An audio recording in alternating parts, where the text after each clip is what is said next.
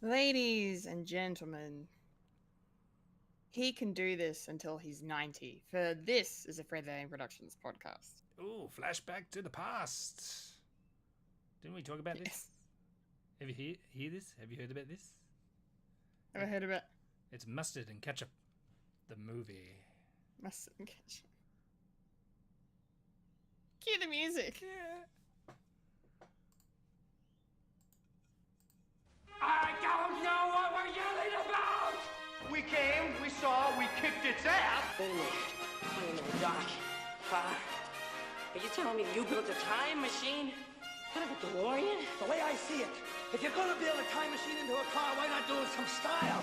Who is this? What's your operating number? Boring conversation anyway.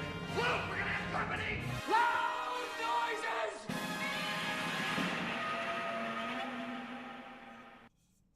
Hello, Hello, Hello. I'm Kendall Richardson. I'm a Fulya and Michael. And Jay-Z has now 100 problems now. I'm Michael Lister. Yes. And you're now experiencing a podcast called Fred. Yes, experiencing it for the last time This year. this year. Mm-hmm. Aha, got you. Got you. I got, Got you. you. Merry Christmas Yes. and Happy New Year and all that stuff. Yes. And that's the show. Goodbye, everyone. Bye-bye. Yes, our last show for the year. What a year it's been. I can't believe it's almost over. It's kind of bizarre, but here we are. Life finds a way to move forward, I suppose. But that doesn't mean we don't have some cool shit to talk about, and we got some jam-packed stuff coming your way. Gonna start, for the last time this year, with the weekly watchings. Fulia, take it away. Alrighty, so I haven't watched much this week. After all that, Well, oh, what Well, a week it's been though. Yeah, literally just sort of jumped into a bit more of Home Improvement, sort of in the background and doing stuff while I'm watching it. But I found out that the new season of Queer Eye that came out this week, season 9, and they're in Las Vegas. Las Las Vegas, Vegas. baby. They're in Vegas. And I've already watched quite a few of those episodes. I don't know if I'm already halfway or if I'm like near the end, but the last episode I just watched, they planned a freaking wedding in 4 days. No. Yeah, That's impressive. very impressive. And it was very emotional and it was very nice. And it wasn't really so much of a makeover for the couple as it was just helping them plan this wedding out, because they've had a rough like year or so. They've had a kid, and you know they haven't really had time to think about having a wedding, especially considering how overwhelming it could be just to plan one. So they came in to help by nomination of the bride's mother, which was really sweet of her. So yeah, it was it's a really emotional and very touching wedding episode that I just watched. But yeah, that's pretty much all I've watched. I've just Queer Eye season 9. Hey, nothing whatsoever bad about that. No, not at all. No, that's excellent. Well, thank you Yeah. for sharing. That's Thank right. you.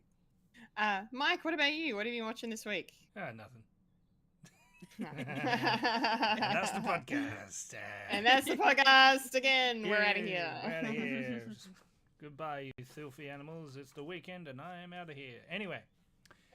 Yes, with my weekly watchings, I've been watching, of course, Critical Role, episode a day in a year, and yeah, we're now in Calandore. We're now into the. I've now passed the episode that's got the spice, got the special spice. Do you spice? Do you spice?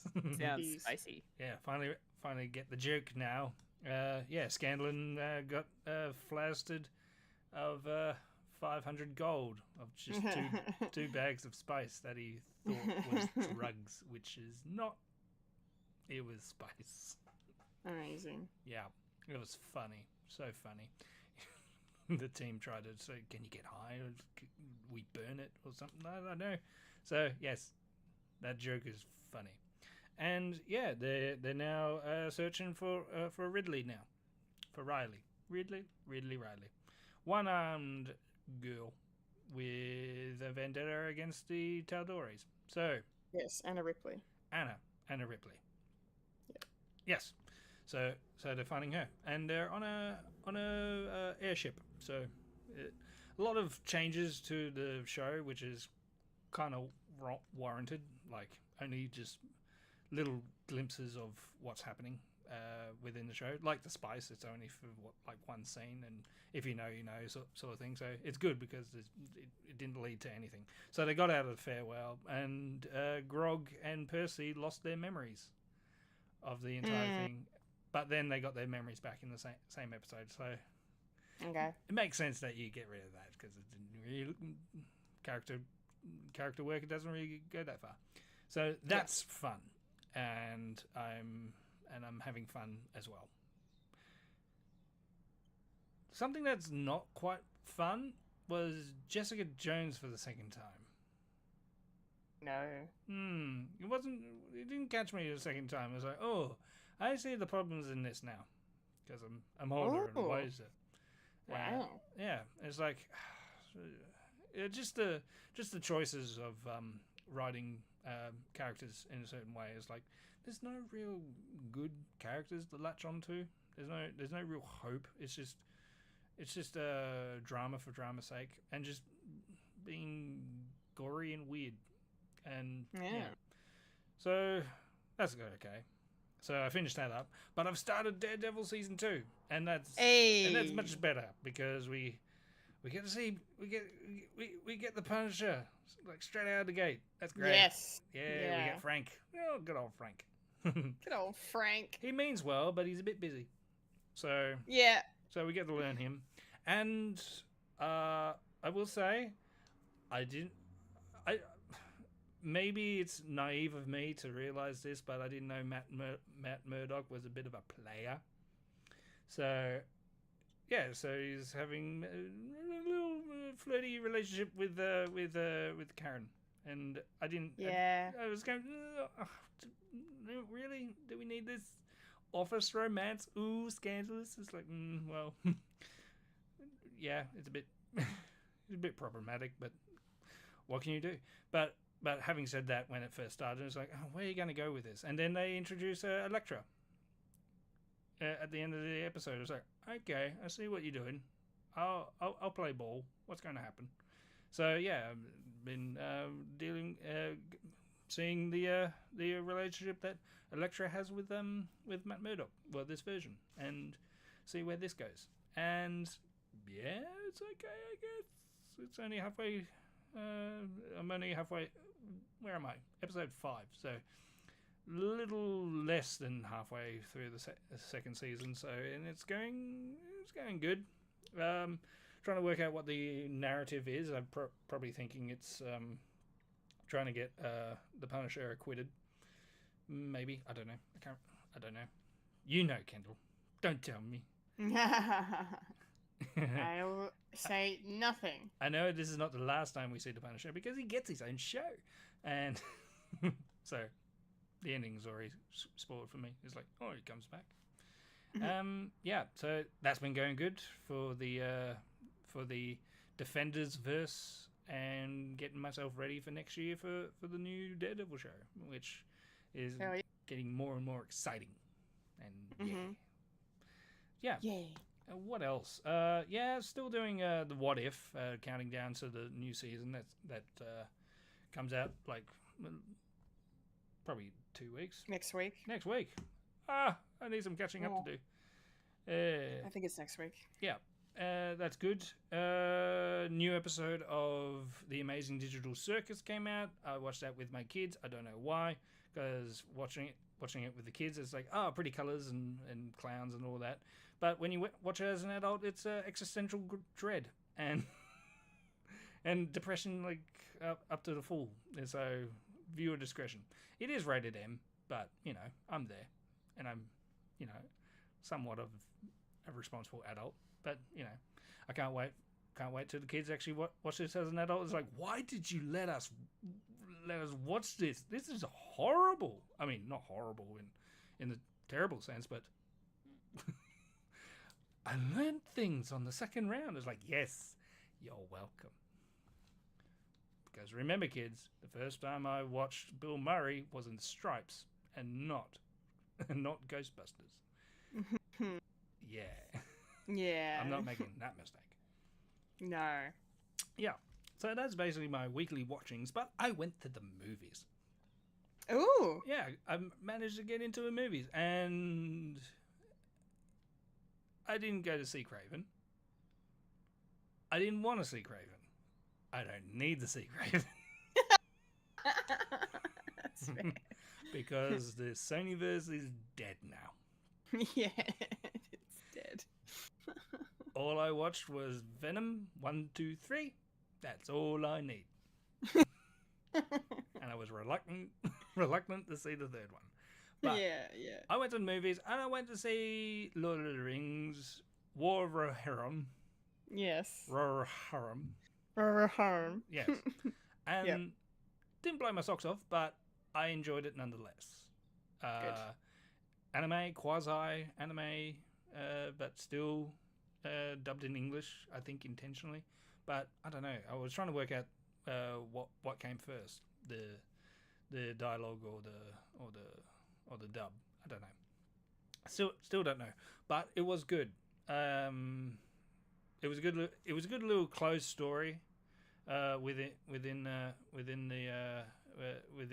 the area that it was set, and there was one bit that I knew about because that was a press release, and here or there didn't really need it, but it was nice to not to what's the word, spoil it. Sorry, trying to find words. Not to spoil it, but it was nice to hear his voice. Okay. Yeah. Yeah. Yeah. So Interesting. I'll leave it at that because I know you, Kendall, probably watch something else. And I'll throw it on to you. Well, I haven't been to the movies yet. Oh, you haven't seen your man. I haven't seen. I'm seeing, hopefully, it's a shame it's the last podcast of the year because hopefully this week I will have seen Lord of the Rings, War of the Rohirrim, and Craven the Hunter. Which one first, then? So, which one? I'm doing. Well, hopefully I'm doing Lord of the Rings first. Okay. Yeah. But I'm definitely seeing Craven on Tuesday.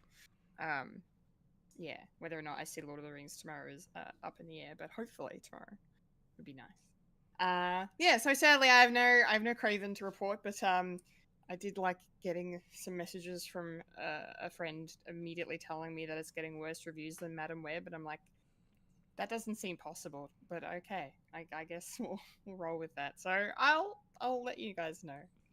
Yeah. Somehow. Kick a dog while it's down, you know. Yeah. Oh boy. Who knows? Anyway. You'll probably get a Draco O'Dew. Yeah, man. Probably yeah, it could just be a. I'm probably the only one that likes that film. You and Mark Waters, the film director, he did a top 10 movies of the year for like either the New Yorker or Variety or Vanity Fair or something, or it was, and then he named Joker Folie à Deux as one of his top movies of the year, and he's like, I don't understand the critics. This movie is amazing.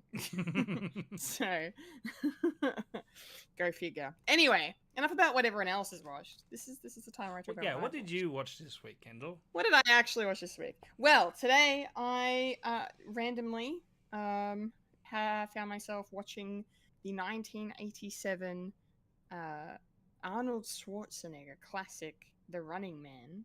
Oh. I've never seen it. I'm very much aware it's based on a Stephen King book, and it's a dystopian story set in 2017. In the future. In the future, set during a time where freedom is a lie, and criminals are made to compete for people's entertainment on a TV show called The Running Man, and Schwarzenegger finds himself wrongfully accused of a crime and thrown in That's the abridged version of how he gets there. But yeah, anyway. But yeah, it was a cool story. It was a very cheesy 80s movie.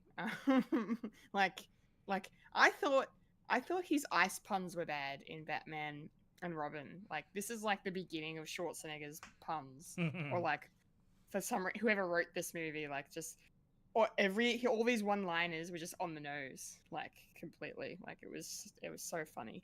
But it was a fun movie. Like just something I'd never engaged with before, and I'd heard good things. Like, and it's a really interesting premise. So yeah, so I watched that, and yeah, Edgar Wright's doing a remake of it next year. So yeah, so now I'm even more pumped for that. Just to compare the two and see how it's going to go, because it is very much the '87 version. Is very much it's '80s futuristic, like campy, and a lot of bad acting.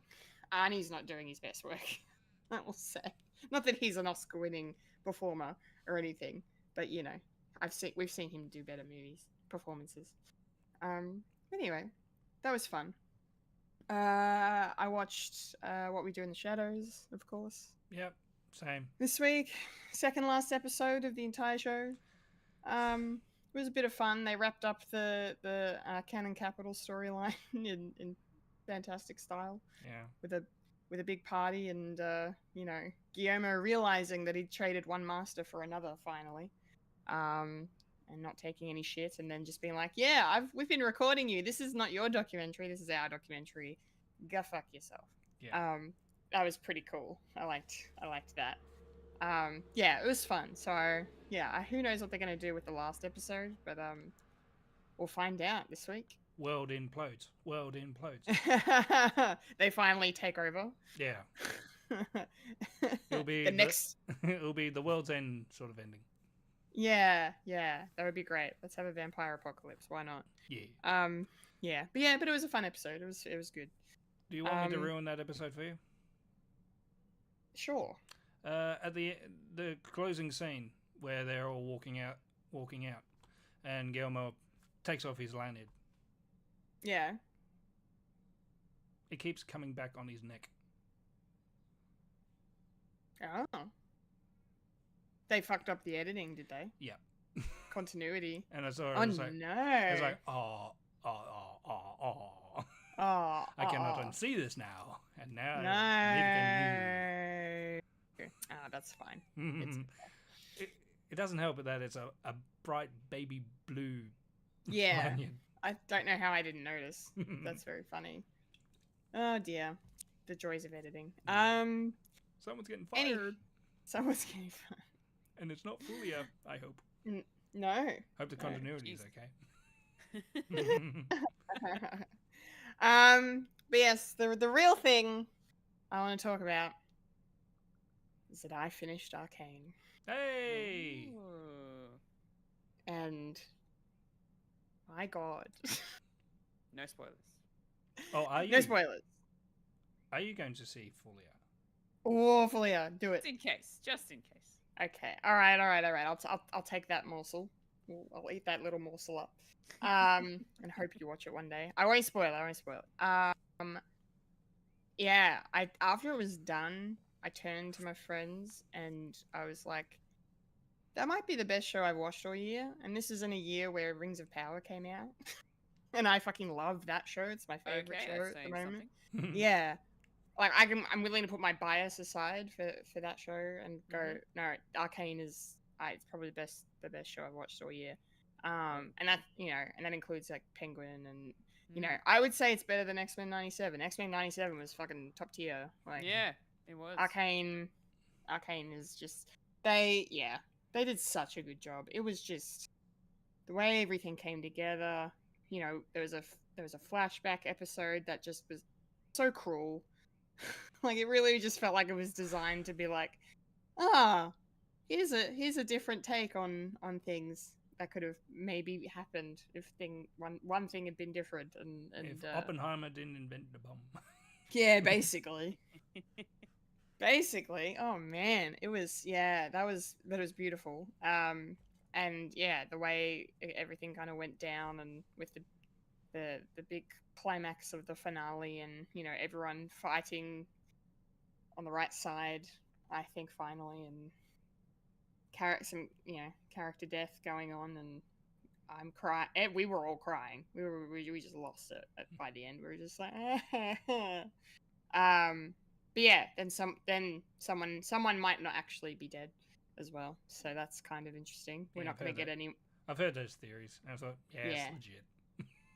Yeah, we're not going to get any more, sadly. So that's a bit of a tease. But yeah, neither here nor there. It's ambiguous. Interpret it how you will. But it was a very good ending. Very satisfying. It felt earned in every sense of the word.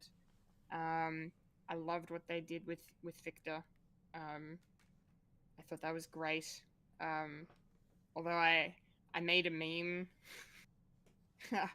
hoping it would do something on Tumblr. It didn't. I got like 30 something notes on it. But I made a meme of Victor and from like one of the earlier episodes in the season, and then I put the caption, "This isn't even my final form."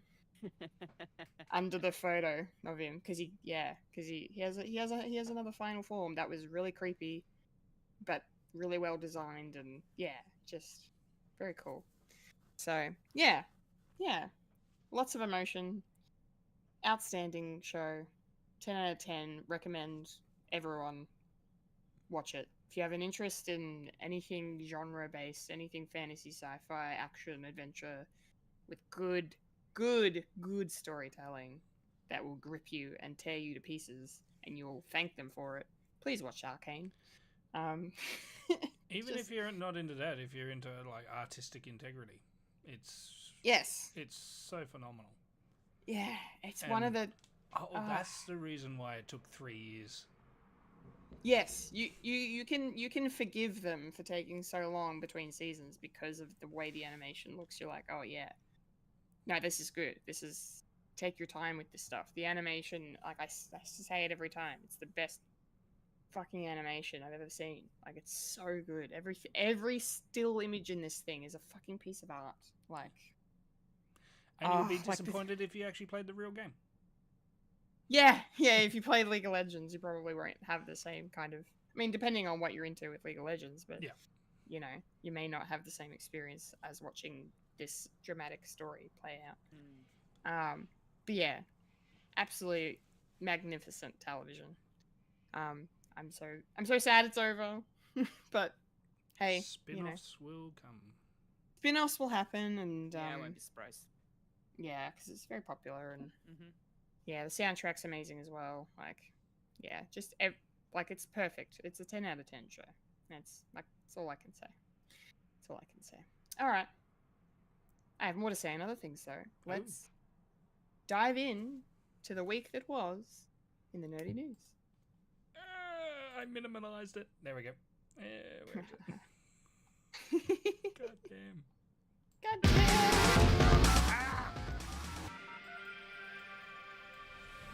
This is the news in nerdy news. The nerds that talk about the nerdy news. That is us who talk about the news that is nerdy.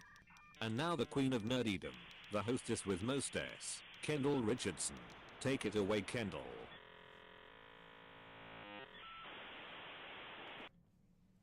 Hello again. I'm here. It's the news. We're in the news, and gonna kick things off with some Marvel news. We actually have some news this week for the first time in almost a month. Marvel news this week. This feels more like a rumor, but it could turn out to be true. Who knows? Chris Evans, Captain America, Steve Rogers himself, looks to be making a return to the Marvel Cinematic Universe. They haven't said again. Yeah, again. That's right. Johnny Storm. They haven't said who he's playing, if it is Johnny, or if more importantly, is it Steve Rogers. They have not said. It's supposed to be happening. If it's Johnny Storm, he'll be playing in a bucket. Yeah, he'll be in a bucket. A bucket of goo.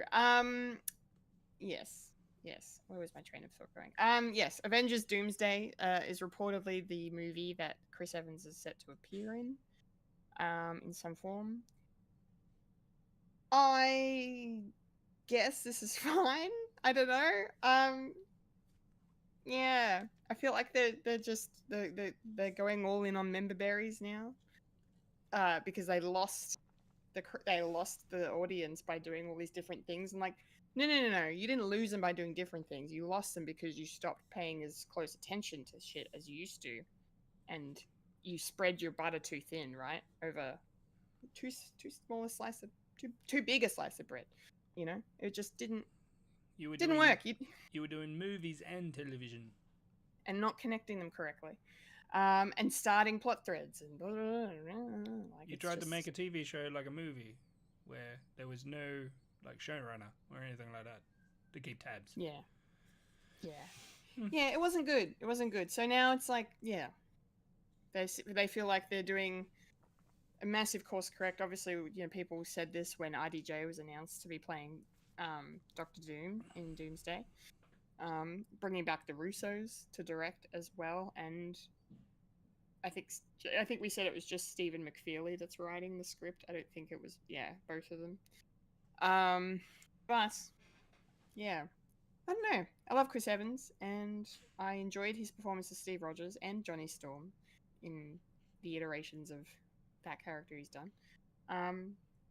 So yeah, if it's happening, great. Let's hope they just do it well and it makes sense and it doesn't feel ham-fisted and forced in to make us go, oh, remember this character, remember him, remember when he said on your left, and well, Sam said on your left, and then he held the hammer, and anyways, memories. Fulya, what do you think about the possibility of Chris Evans coming back to finish off this saga in the MCU?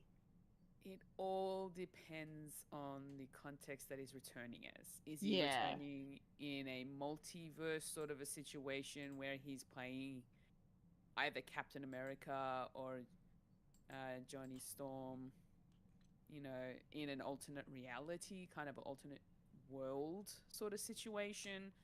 That I can understand if that's the reason why he's coming back, potentially back into the MCU. Considering the fact that the MCU is really expanding into the whole multiverse thing. So if he is coming back, that's where my thoughts are. Like, that's the reason. He's coming back as an alternate version of a character he's already played, essentially. But if he's coming back to play a completely new character, I don't know. Like, it really depends. It really depends on the character. So, I hope it's not the latter. I'd rather the former. Okay. You know, give other actors an opportunity to sort of debut and get big and all that sort of stuff. So, yeah, that's kind of where my thoughts are. If it is true that he's just coming in to play an alternate reality version of one of the characters he's already played, essentially. Yeah. Fair enough. Mike, what about you? What do you make of this? What are your theories?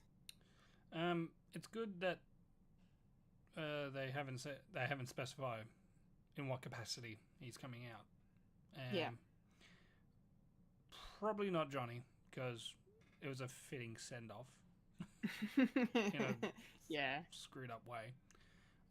But I don't think he's going to be Cap either, because, you know, Sam Wilson is about to do his debut as Cap on the big screen.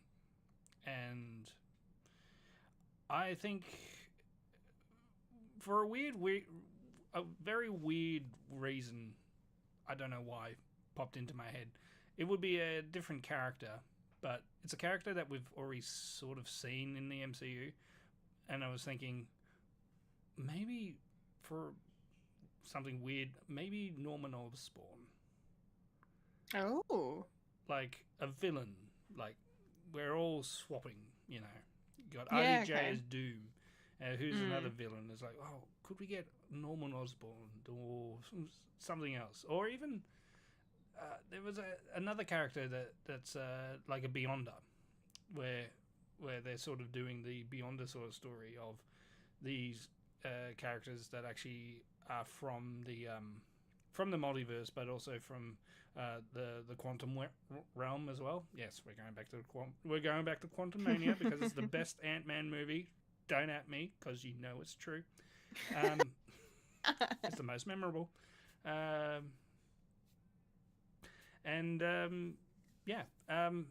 think it's just a different character, and just the added bonus that it's with the face of Chris Evans.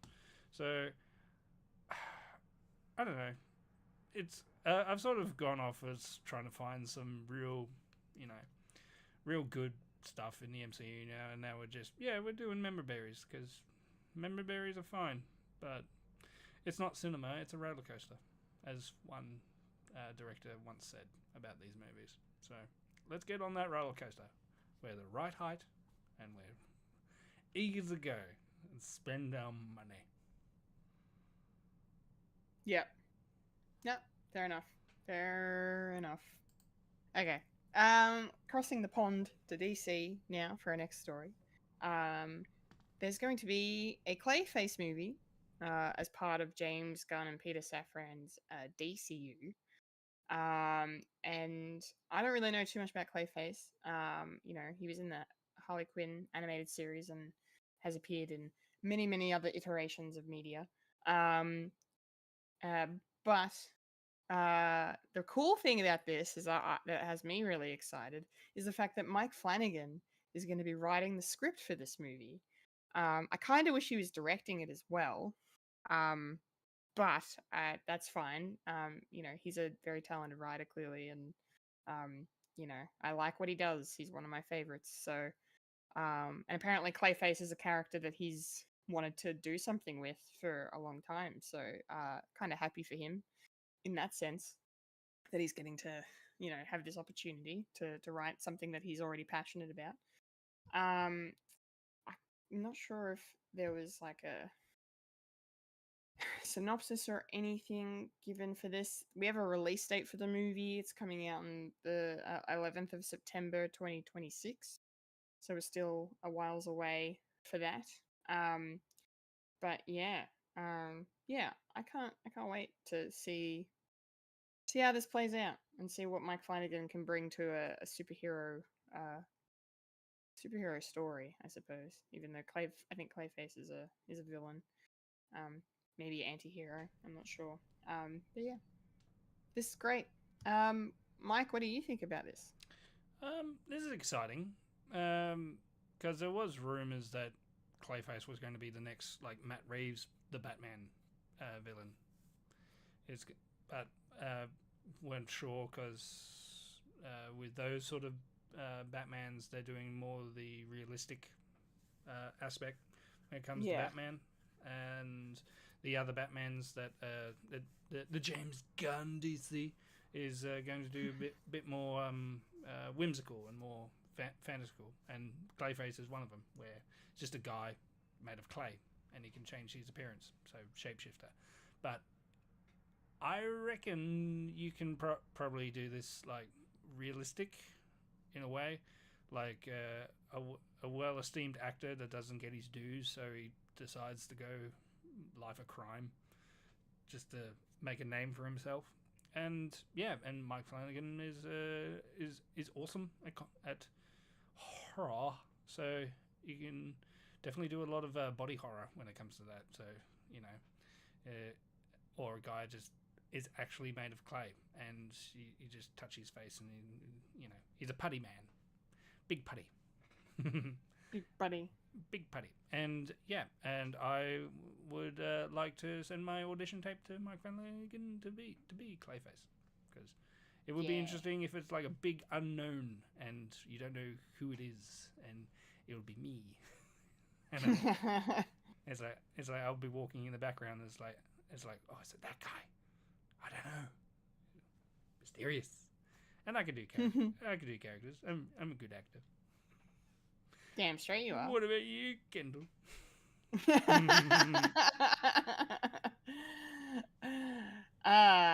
Yeah, no, I will not be sending in a tape for Clayface.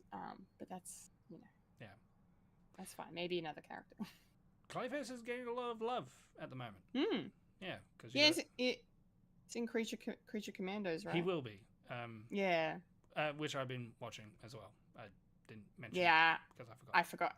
I forgot to actually watch it this week. So. That's a good one. I'll... It's all about GI Robot. Oh, great! Yeah. I love GI Robot. And yes. Yes.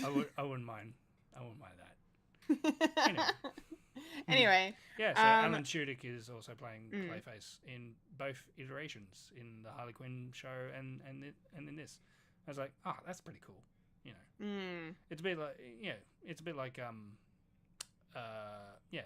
like Kevin Conroy and Mark Hamill doing different versions of the same character. Yeah. Like the animated version of the Joker is completely different to the Arkham series, which is very fitting to what they were trying to do. So, so Clayface is getting a lot of love, and don't make him a big behemoth like in the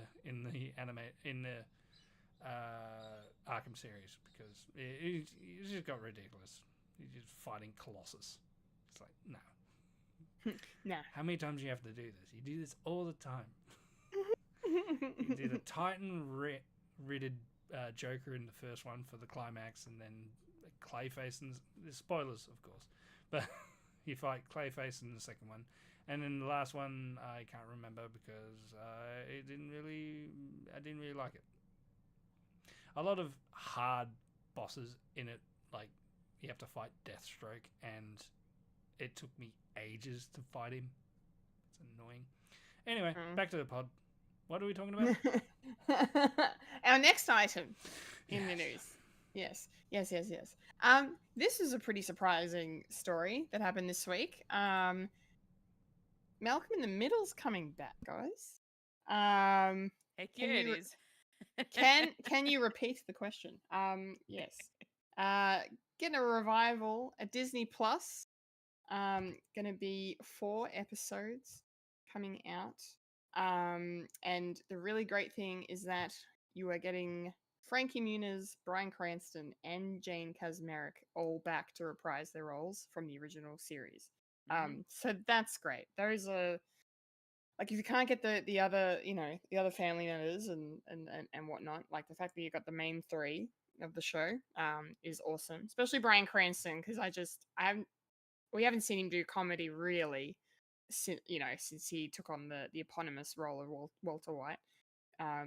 But it's going to be nice to see him return to that hilarious dim-witted father that he's just so good at playing. So yeah, it's gonna be really cool, I think. They haven't said when to expect it. Probably next year sometime, I would say. But apparently the premise is that Malcolm and his daughter are drawn into the family's chaos when Hal and Lois demand his presence for their 40th wedding anniversary party. So that's the plot of the 4 episodes. So chaos will ensue, I think. Of course. Of course. It's Malcolm in the Middle. Yeah, I reckon I might watch this because, I watched a bit of Malcolm in the Middle when it first aired back in the day. It was a really big show. Very, very funny. And, it'd be nice to kind of, I bashed Member Berries before, and now I'm like, oh, Member Berries, Malcolm in the Middle. Let's go. This is my childhood. Yeah. No, I think it's gonna be fun. And yeah, they did a little announcement video, the 3 of them as well, which was very cute. I liked it. So yeah, I'm looking forward to this. Fulya, I'm sure you're on board with this one. What are your thoughts? So I was a very avid watcher of Malcolm in the Middle. Granted, I didn't watch all of it. I've seen multiple random episodes, but they were all funny and just, very entertaining in general. I used to love watching that show a lot growing up. So when I came across the reel by Frankie Muniz on Instagram saying, hey, we're coming back, Malcolm in the Middle is going to happen again, I'm like, no way, this is going to be awesome. Adult versions of the kids. I wonder if they'll have, like, that's the other thing too. Like, I know that they haven't mentioned anything about like the other brothers potentially coming back. But maybe they might come back for an episode cameo potentially. I don't know. That'd be really cool. And yeah, it's definitely like I know that a lot of shows from our childhood are getting reboots. Frasier didn't really hit it very well in terms of its reboot, but I feel like this might go down pretty well. Um, I'm kind of keen to see where this goes. You know, like even if it is, and I hope they don't go like forever with it. I hope it's just like a limited sort of a series where it's only for maybe, you know, between 1 to 3 seasons potentially, or less. Even if it's just the one season where they just give you what's going on in their life right now, that'd be really cool. So yeah, no, I'm looking forward to the Bryan Cranston. Great to see that he's back as well. He was a hilarious dad in that show. I loved him in that. So yeah, no, I am very open to a Malcolm in the Middle revival. I am very open to it. Nice. No surprises here. I'm really glad to hear that. Mike, what about you? Did you watch this back in the day like us? Are you interested at all to check this out? I did as a kid. You know, it was right in the demographic of, you know, watching this dysfunctional family, just to get away from your own dysfunctional family. Ha ha! Anyway. I watched like bits and pieces of it. Like, I'll probably need to do a complete rewatch, you know, doing my old binge, you know, 1 episode a day. There you go, until the new it'd be nice if they brought it to a streaming service, right? It's on Disney Plus, isn't it? Is it? Yeah. You didn't know? I didn't know this. Surprise! Oh my goodness! That's my Going Merry Christmas straight to onto you. the watch list. Jesus. I'll be watching that over our break. See ya. You can get started now. Bye. Now. Boy is out. Oh my goodness. Yeah, but you know the problem. You watch it now as an adult. It's like, ooh, that's problematic. Yeah, like Home Improvement. There's going to be a lot of that crap. Anyway, that didn't age well. Well, nothing does. Rose-tinted glasses and all that. But yeah, I think this is cool. You know, I'm very iffy with revivals, but with this one, they're changing it up instead of like. Well, it depends on what they're going to do with it. Like, it's just a limited series. I wouldn't mind that. But something like the Connors as well is pretty good as well, because the series, like Roseanne back in the day, was all about like the struggles that everyday people actually have, and you can sort of lead that into a new series of it's updated because people are still struggling and all that. So you can probably do that with this, like still having that sort of family, and Malcolm being the miracle child that's going to like get out and actually make a better place.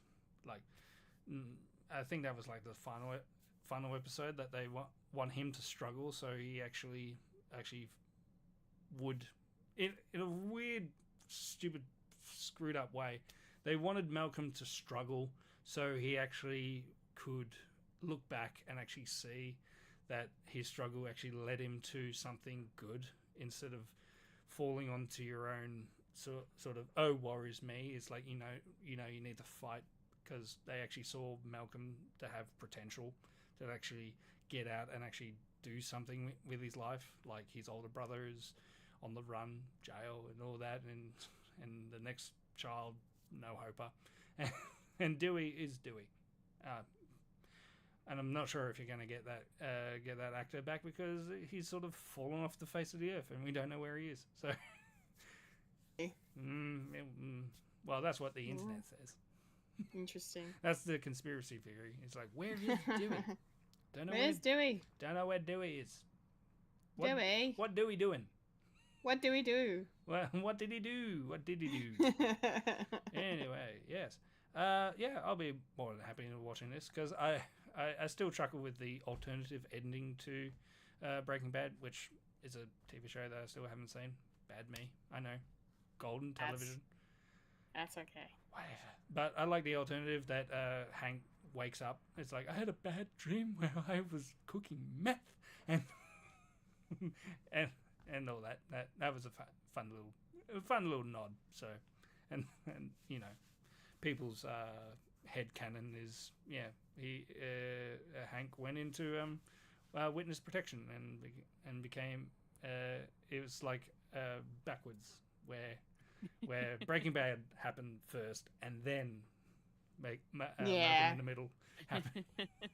I love that little skit thing. It's so funny. Yeah. Oh my god. Yeah. So when are we going to get it? Who knows? But who knows? Something to look forward to, I reckon. And something to watch again, apparently, Fulya. Yep, on Disney Plus. In Disney Plus. Oh yeah. Disney Plus. All 5 seasons. I don't know. 7 seasons. Yeah. Oh, she's seen it. She knows it. She knows the number. I unlocked something. Okay. You unlocked something. Oh, you could see it as an adult, and actually, would you be more sympathetic to the parents? The parents. We'll see. Keep look forward to that weekly watchings in 2025. Yeah. Excellent. Cool. So we got a couple more things to talk about in the news, specifically revolving around some award shows that are going to happen and just happened. Starting with the Golden Globe nominations. Award season is here. I'm so happy. It's my I couldn't give a shit about Christmas. Award season is why I like the end of the year. That's when we kick things off. And we've kicked things off pretty fantastically with the Golden Globe nominations. Lots and lots of tough competition. It's going to be a nail biter, I think. But there is no doubt that one movie above the rest has done a very good job so far of getting the most nominations, and that is the movie Emilia Perez, which stars Zoe Saldana, Selena Gomez, and an actress by the name of Carla Sofia Gascon, who made history this week as the first open trans performer to be nominated for a Golden Globe Award for Best Actress, female actor in a film. And yeah, so that movie got 10 nominations. After that, there was another movie by the name of The Brutalist, which we'll be talking about shortly. That got 7 nominations. And what else did we have? Conclave got 6. The Substance, which is a movie that I really loved, that Mike needs to watch. Okay. You know how much? So You know how much I need to watch. I need to create as well. I can't be all couch potato. You watch it eventually. It's and a very I've got good Malcolm movie. in the middle now. Thanks. You got Malcolm. The Substance got 5 nominations. Challenges got 4. And Wicked has already scored some nominations. It just came out. But both Ariana Grande and Cynthia Erivo got nominations for their performances in the film. So that's really, really cool to see. Some other really good highlights from the film nominees were the fact that across the boards, there were a couple of actors that actually scored multiple nominations for different projects. So Sebastian Stan got a nomination for his work in a film called A Different Man, which is an A24 indie movie that looks really interesting. I really want to watch it. And he also got nominated for playing Donald Trump in The Apprentice, which I also want to see, as painful as it probably will be. But anyway, that's neither here nor there. He'll win bigly. Yes. Kate Winslet got nominated for both her performance in Lee, which I saw. It was very, very good. So I was very glad to see she got recognized for that performance. And the TV show that she's in on Netflix, The Regime, I think.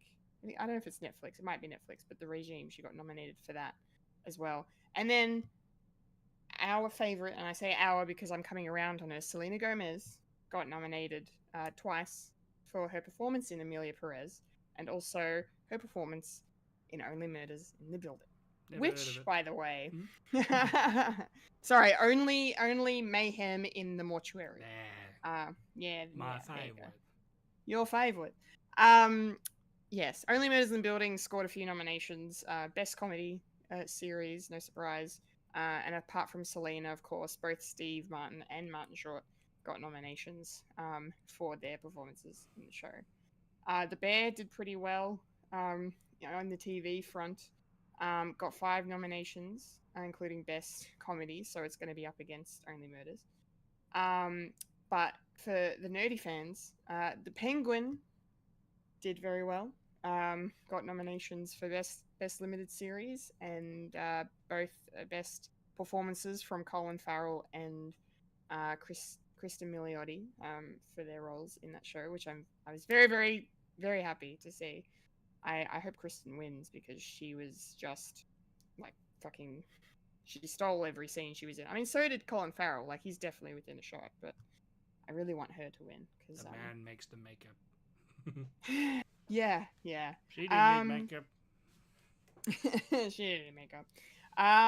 No, she looks fucking outstanding. And then I just wanted to shout out 2 more things. That one, Pamela Anderson got a Golden Globe nomination for her role in The Last Showgirl, which is really cool. I think we did the trailer for Trailer Park a couple of weeks ago. So really cool to see she's getting her flowers. That's really nice. And then Best Motion Picture Animated, which I know is the one category Fulya cares about. Flow, Inside Out 2, the Australian movie Memoir of a Snail got nominated, which is fucking excellent. Moana 2, The Wild Robot, and Wallace and Gromit, Vengeance Most Foul, all scored nominations. So yeah, I'm not going to read out everything else because that'll be the podcast. But yeah, I was very, very happy with a lot of the nominations. Very, very cool. Fulya, do you have any thoughts on any of this? Who do you think's going to win Best Animated Film? Do you have a pick? I have no idea because the only one that I've seen is Inside Out 2. I haven't seen any of the others. I heard a lot of good things about Memoir of a Snail. I still need to go out of my way to watch Moana 2, which I don't know if I'll ever get to the cinema for that, so I might have to wait until Disney Plus to watch it, unfortunately. I also heard that The Wild Robot is one hell of an emotional I've heard that too. movie. Yes. Mm-hmm. I have watched it. I haven't seen The Iron Giant either, and my workmate Josh mentioned that I should watch The Iron Giant first and then go into The Wild Robot. I would agree with that. Double feature, yeah. Yeah. And apparently that I'm gonna cry. So. Oh, you will. Yeah. In both. Laugh, cry, change your life. Yeah. Yeah. The other 2, Wallace and Gromit, obviously hasn't come out yet, so we'll hopefully get the chance to watch that at some point. And then Flow, which I had no idea it even existed, to be honest. So now I want to find a way to actually watch it at some point. Yeah. But it looks really interesting. The animation style kind of reminds me of a video game, like a couple of different video games, like in terms of its art style. It looks really interesting and cute, and I have a feeling there's not going to be any kind of dialogue. It's just animals. Yeah, it's just the animals. I'm pretty sure we did it for Trailer Park a little while back, but it might have been when you were off the episode, maybe. Potentially, yeah. Yeah, but it looks really cool. Yeah, it does look really good. So I am kind of interested in checking that one out too. So yeah, I just need to find a way to watch it. But yeah, look, honestly, I don't know. I can't tell you in terms of who's gonna win Best Animated Feature.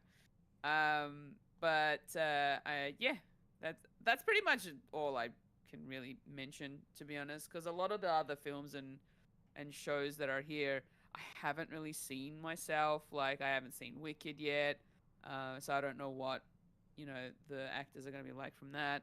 I haven't, like, there's so much that has come it's out a this lot. year that I just have not had a chance to actually see for myself. So, yeah. Can I ask you then? You've seen Inside Out 2. Yes.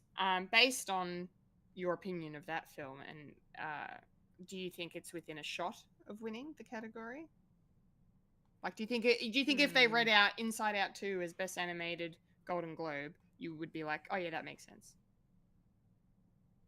I don't know. Like, I really enjoyed Inside Out 2. I could relate to it a lot, and I cried. So it was very emotional, for me at least. Mm-hmm.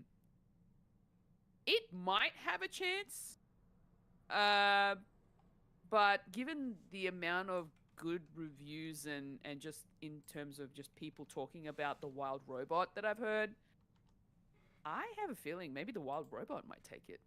Feel like you're right. Yeah. Yeah, I'd put money on Wild Robot based on what people are saying. Yeah. Exactly. Yeah, that's kind of where my thought process is going with that. So, as much as Inside Out 2 definitely deserves its flowers, but yeah, I like a lot of people have been just raving about the Wild Robots, and I've heard nothing but good things. So, yeah, it might be a bit of a challenge. We'll put it that way. But I'll be happy if it was the best animated feature of the year. But yeah, it's got some stiff competition.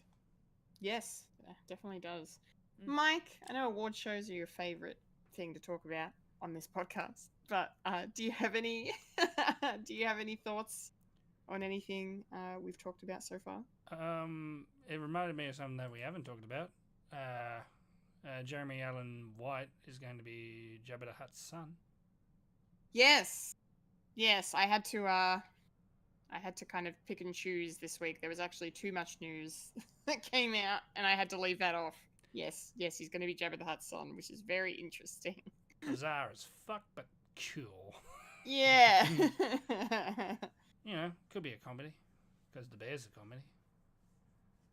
Totally. Yeah, totally. Totally. Yeah, there's a couple that I've seen, a couple that I haven't seen. Going off the animated route, I'm thinking probably the Wild Robot, because all the other ones that haven't been out yet, but that was a good one, and I watched it with the kids, and I had a little tear, and it's like, not in front of children, not in front of children. But being an Australian, a memoir of a snail, Aussie. Yeah, let's go. Harvey Crumpet. Yeah. Harvey and filmed in Melbourne. There you go, locally. Well, I say filmed, animated. And I haven't seen Moana 2 either. Yeah. I might wait till Disney Plus 2. Yeah. No, that's fair. All right. But we're good. Yeah. Sorry, I also saw another nomination for what was the nomination for? I think it was limited series, and I thought, that's cheeky. Here we go, best television series drama, Squid Game 2. That's a bit presumptuous. My only theory about that is the fact that the people who have the ability to nominate things were sent screeners and have already seen it. That's the only way I can explain that being there, because I was like, that's so weird. It doesn't come out for another 2 weeks, and it's already getting nominations left, right, and center. So yeah. Well, Wallace and Gromit's not coming out until after the New Year, so. True, unless it's already come. Has it come out in the UK? It potentially has come out the UK, but yeah, I don't know. But yeah, it hasn't come out here. Yeah. No. Yeah, weird. Unless Squid Game came out in South Korea. Yeah, maybe. During the upheaval. Let's talk about it. Yeah. Let's talk about the politics. Let's not. Please. And no. Moving on. I don't like the fact that North Korea is cooked and now South Korea is just imploding. And But North anyway. Korea, well, it was today. North Korea said what's happening over there is like, oh, South Korea is a dictatorship. Jesus. If North Korea is Christ. saying that, then oh, look out, friends. Ooh. Anyway, Moving on. back Here's Kendall. yeah, literally back to the escapism. Our last item of Yes. news this week. Yes, I teased it before. Awards stuff. We had the Game Awards this week. Happened. Very exciting stuff. Winner of Game of the Year was the beloved Astrobot, which is very, very cool. They also took home 3 other awards, which is exciting. And then, from what I remember Fulya predicting, Balatro won 3 awards as well. So those 2 games are probably the big ones. But for my money, the only 2 categories that I cared about were the best adaptation and the most anticipated game. And to no one's surprise, Grand Theft Auto 6 won most anticipated. I think we called that. I think if you picked any other game in that category, you're a moron. The entire world is waiting with bated breath for Rockstar to put this game out. So to the point makes where sense. other game developers are steering clear of the release time Yeah. for GTA 6. Oh, yeah. That's how much people are expecting it, because they know if they release around that time, their game is gonna flop. Oh yeah, no one else is gonna like. So they either have to be, released in advance by like a month or 2, or wait a month or 2 after it's released. Yeah, I don't know which is worse, to release before or release after. Maybe before, because then you don't want your game to be forgotten about as soon as. True. So you're saying soon as it comes out. saying this is the worst time to say that the Fred the Alien indie game is coming out same time so they can collect, or the stragglers who can't get a PS6. Yeah, maybe. Hasn't been announced yet. What are you talking about? Oh, it will be announced. I know. GTA 6 on a PS6. That's a nice symmetrical. Yeah. There's a bundle opportunity. And then yes, best adaptation was a tough category. I really wanted either Arcane or Fallout to win, so I'm glad one of the 2 won. It went to Fallout.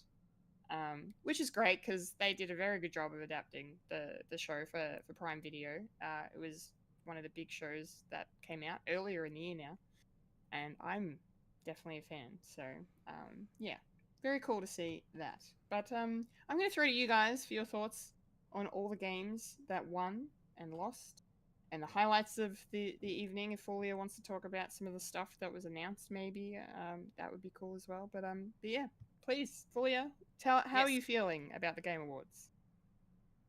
Actually sat down to watch it all. I've only seen bits and pieces of it, but I got the highlights from my North American friends who were watching it at the time, and I was at work, so I couldn't watch it, unfortunately. But I found out that my little PlayStation bot won like a lot of the awards, surprising me with the fact that it won best game of the year, but also winning best family game. Like, I was not expecting. I was honestly thinking Super Mario Party Jamboree was going to take that one, but apparently Astrobot is the best family game. So who knew? You know what? I'll take it. It's fine. I still like it. It's just a little weird because it's a game that is a console exclusive, which is not really accessible to other consoles, unfortunately. But yeah, anyway, that's fine. Might be a teeny bit biased about it, but it's a really good game. Like, I had so much fun with it. I will also mention best RPG. Even though I haven't really played any RPGs this year, Metaphor Refantasio, or as I like to call it, Metaphor Refantastico, actually won Best RPG, which is amazing because, you know, Team Atlas have done such a great job with that. And I heard nothing but good things about that game, like a lot of good things. You know, beating out Elden Ring Shadow of the Erdtree, Final Fantasy VII Rebirth, Dragon's Dogma 2, and Like a Dragon Infinite Wealth. A lot of heavy hitters in that RPG category, and my goodness, Metaphor just took the win on that one. Another one that I would like to also mention, of course, Best Debut Indie Game went to Balatro, and Balatro also won Best Indie Game overall.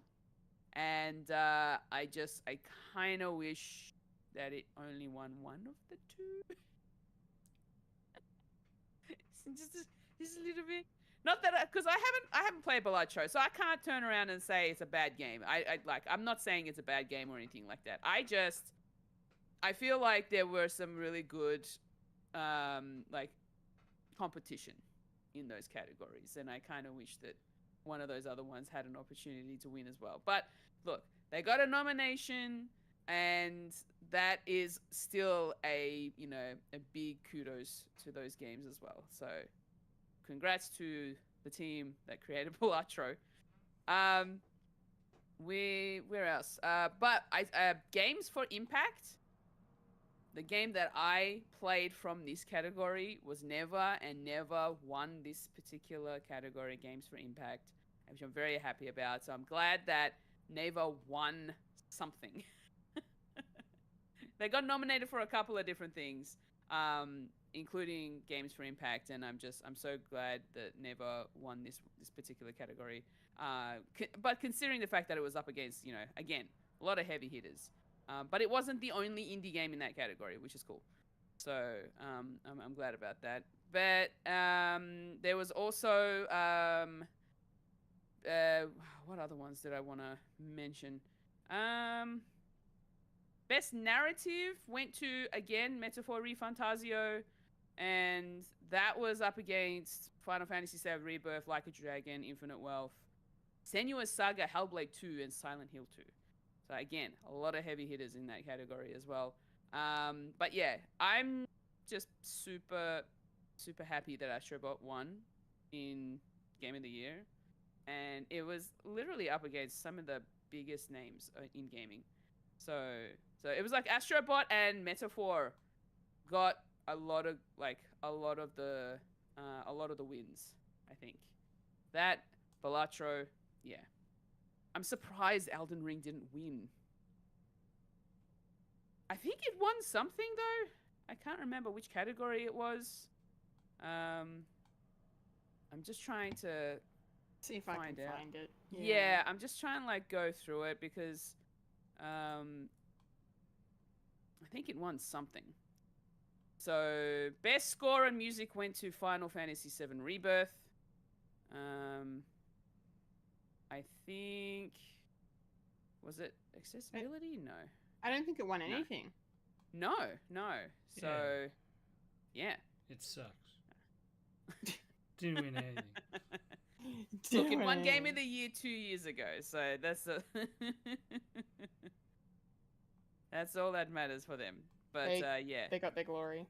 Yeah, exactly. But they got nominated, so that's also really cool.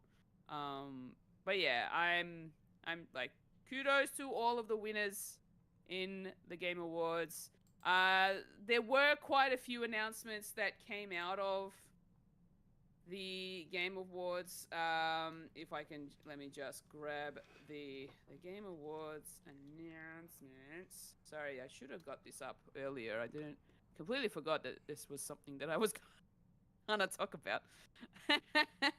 It's all right. I can bridge the gap by saying The Witcher 4 got announced. Yeah, everybody's very excited for The Witcher 4.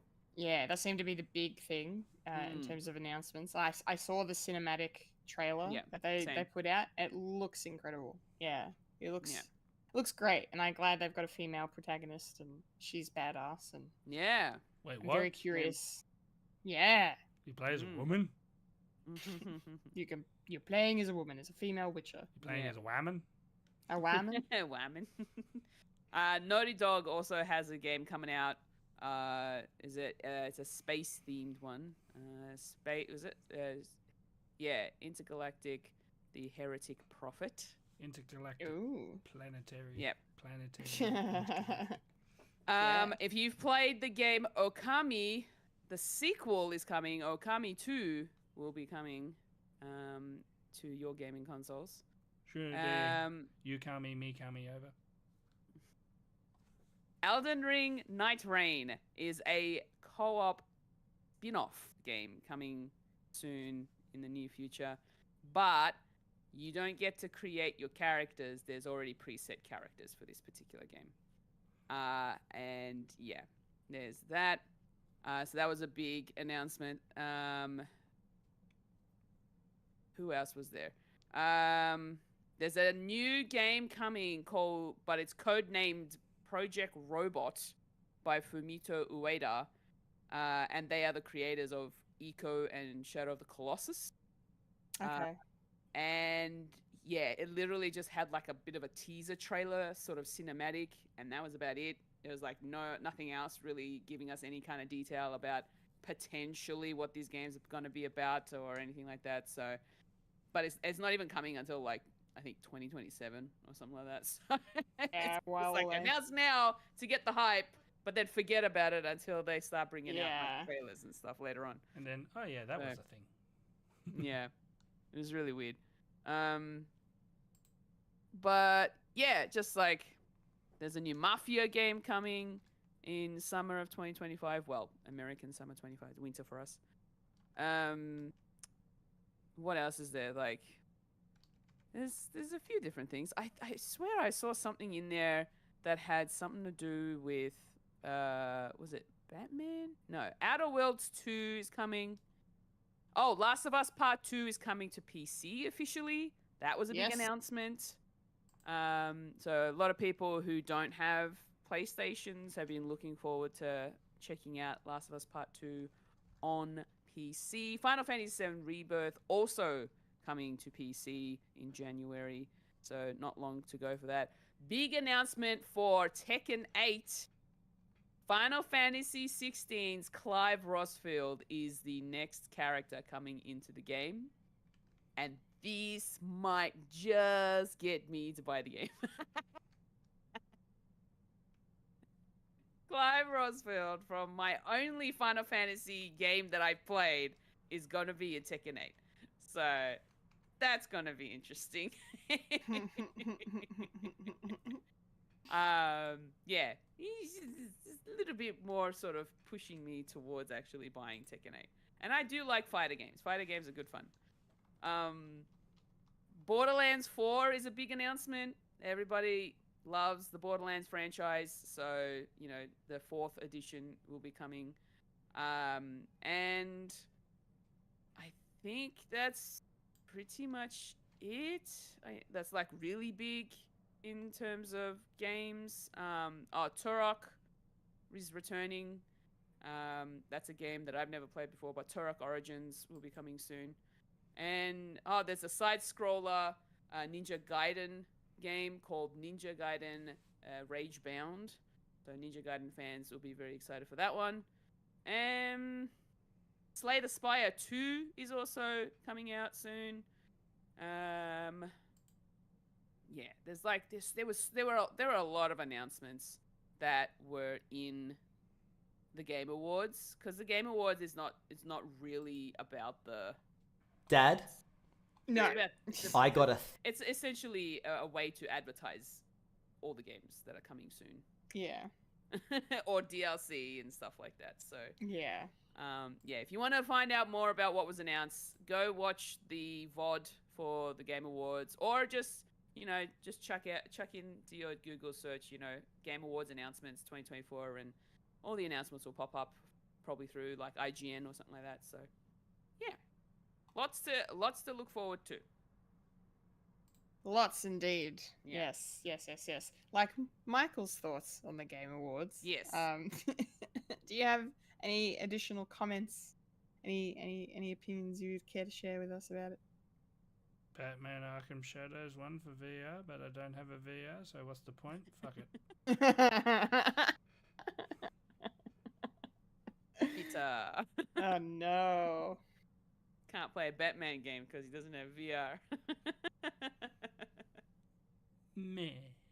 Nah. I just like the memes that are coming out of it. That people are really upset that a kids game won Gamer of the Year. Yeah. It's like I think they're more upset about the fact that it's not. It's more. It's because of the exclusivity it has. It's not available across all platforms. Yeah. A little bit of sour grapes. It's like, no, we need adult games. Adult games. for Whatever. Adult people. I'm an adult. But here's the thing about Astrobot winning. You don't need to be spending like hundreds of millions of dollars on a game that takes like 7 to 10 years to make it a good game. It could be a platformer like this, and it could still be Game of the Year. But a And it doesn't take- and PS5 it didn't costs take that that long. much, though. Millions of dollars. And they're rare. No, but you know, there's a lot of companies, a lot of like big gaming companies are saying that these developers are spending so much money on developing AAA games. Yeah, it's stupid. And because I wanted to and play spending so much time to make them. Yeah. So, Like, I wanted to play the Indiana Jones game, but I can't fork out $100 on a game that I might like. Yeah, wait till it goes on sale. I was gonna say I'm hearing a lot of good things about it, but yeah, Apparently I it's kinda wish fantastic. Yeah. Yeah. Yeah, I'll probably get it on Steam. Steam. Steam. Yeah, Steam because is it's only so- available on Xbox and PC at the moment. Yeah. I got my wife. Oh, it's not on PlayStation. Wow. No, it's currently got a console exclusive at the moment, but you can still play it on PC. Like I'm pretty sure you can buy it on Steam. Yeah, I had a look at it and I thought, nah. Yeah. Eventually, I think it's time locked. Eventually, it'll come to PlayStation. I would say, just not right now. Or the Switch. Just put it on the Switch. It's not gonna play on the Switch. How No dare way. you. That kind of graphic fidelity, no. You know what? Screw it. I don't know why, but I downloaded The Sims 4 and my wife's just playing it and it's like can't get her off my computer now. It's like Damn. Rookie mistake. Yeah. It's alright. I've been addicted to neon white for the last week. Why white? What about all the colours? Why just stick There to are all the white? colors in there, but the main protagonist's name is neon white. Has to be a white guy, isn't it? No, it's anime. Still a white guy protagonist. What? About heaven and hell and demons in heaven and all that sort of stuff. Anyway. I'm done. Yeah. Excellent. Cool. Well, that's the nerdy news. Yes. Epic nerdy news to finish out the year. We're gonna now do the thing where we roll on up to the trailer park. Rolling up to the trailer park where we all park all the trailers.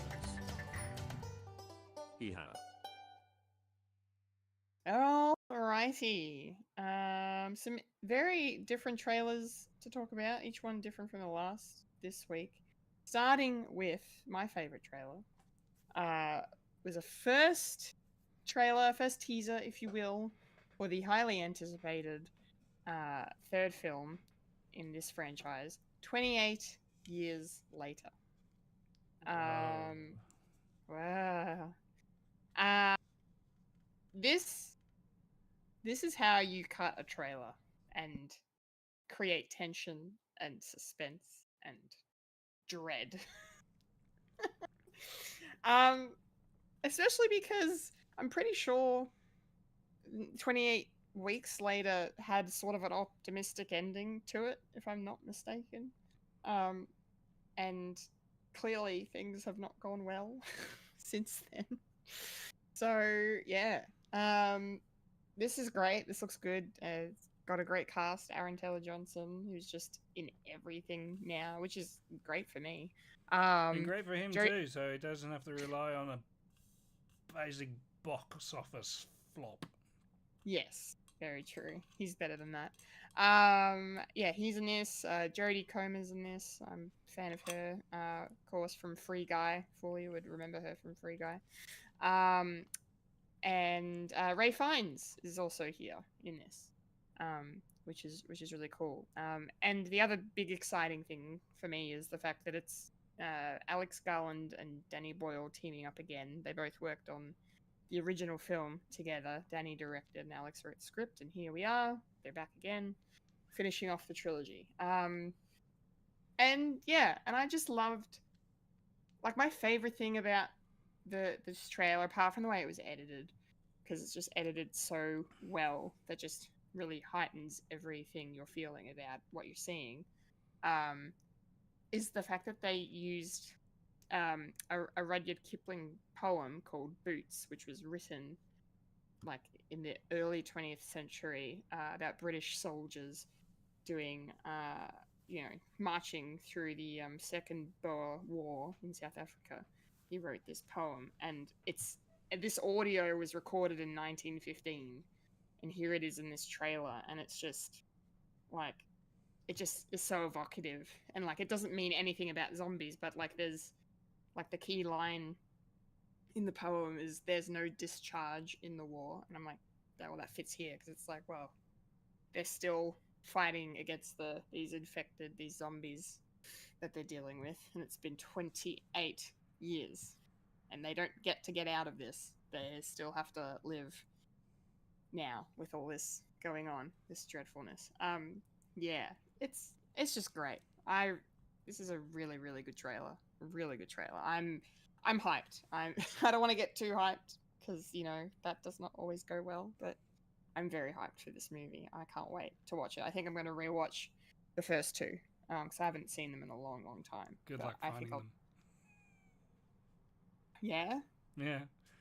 Oh, they're not anywhere, are they? Well, the first one is. Okay. Number 2, probably not. Number 2 is easier to find. Oh, okay. That first one, ooh, forking out some money. Forking out some monies. I need to get the physical copies so I can keep them forever. Yeah, you can still get them on Blu-ray at JB Hi-Fi. # not sponsored. Oh, you can get me staff discount. Yes. Yes, we can. My Oh, yes, coming out. It sure is. And a movie's Sure coming out at is. the same time. Or is it a TV show? I can't remember.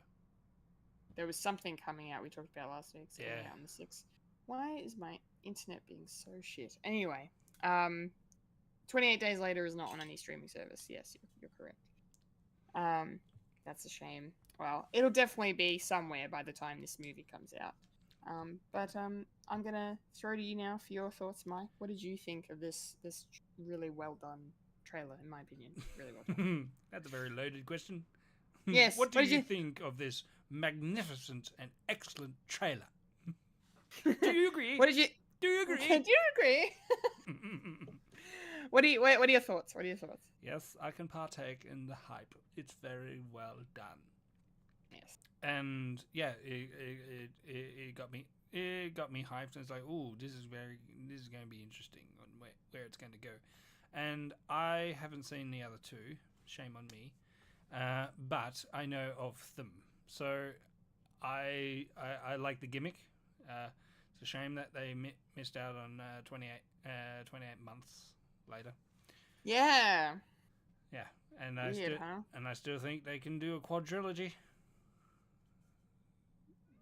28 decades. Oh, Sets man. in the future where it's still zombies. We still have zombies. Yeah, and it's I'm not ashamed. Not ashamed. I'm not bothered if the ending for the second one, which I haven't seen, is a little bit of a hopeful. But after recent events, like a couple of pandemics, and how the human race sort of dealt with that and their response, it sort of makes sense that we need to live with the COVID, and hang all the people who are you know are precautious. I mean, I see a lot of people with masks. You don't need to wear masks. You just use your immune system. Use that strong human immune system. Yeah, okay, let's dig up all the people who died of COVID and say, haha, you should have used your immune system. Anyway, no politics here. But I like this trailer. I'll see if I can find copies of the other two, and I'll be watching them just before this one. And when is that, Kendall? Yeah, thank you for asking. 28 years later, will be in cinemas on the 19th of June next year. Nice. Will we get a Cillian Murphy? Yes, I didn't mention that. Actually, I forgot. It's not him. It's not him. Yes, yeah. Yes, they've confirmed it's not him. But there is that had me very like, holy fuck.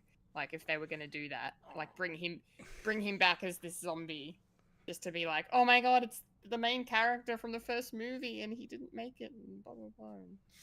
Yeah, but no, it's not him. It just happened to really look like him.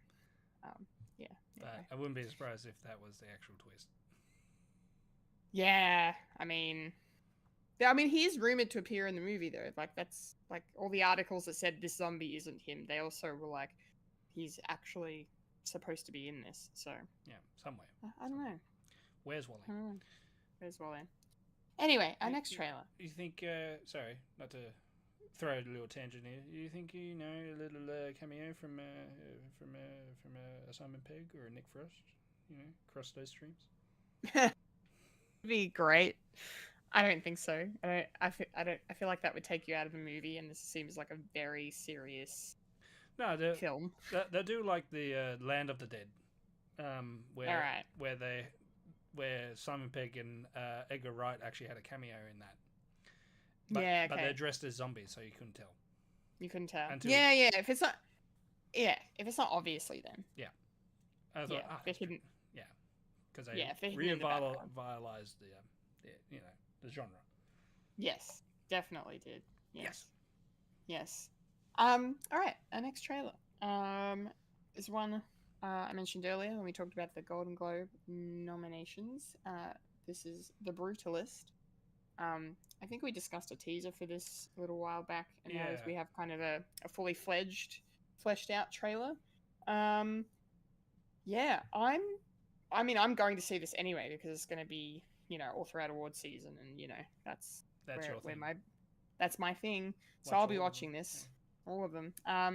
But it looks like a really cool story, about immigrant family coming to America and and navigating the waters, if you will, but also being super talented in the world of architecture but I kind of like this kind. It feels like they're doing a take of they're just, the Americans are sort of just maybe using him, and they don't, because they're so clearly there's a lot of racism going on as well.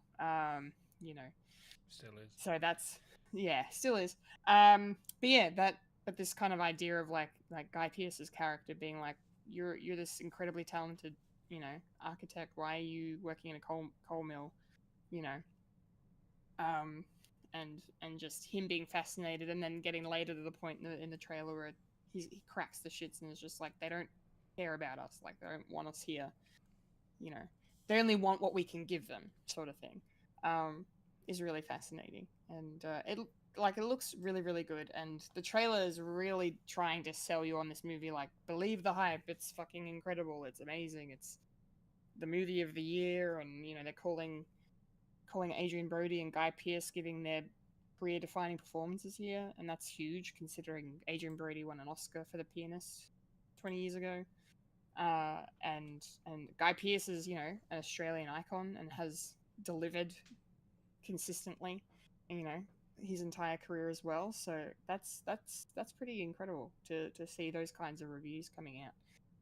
And Felicity Jones is in this movie as well, which is cool to see.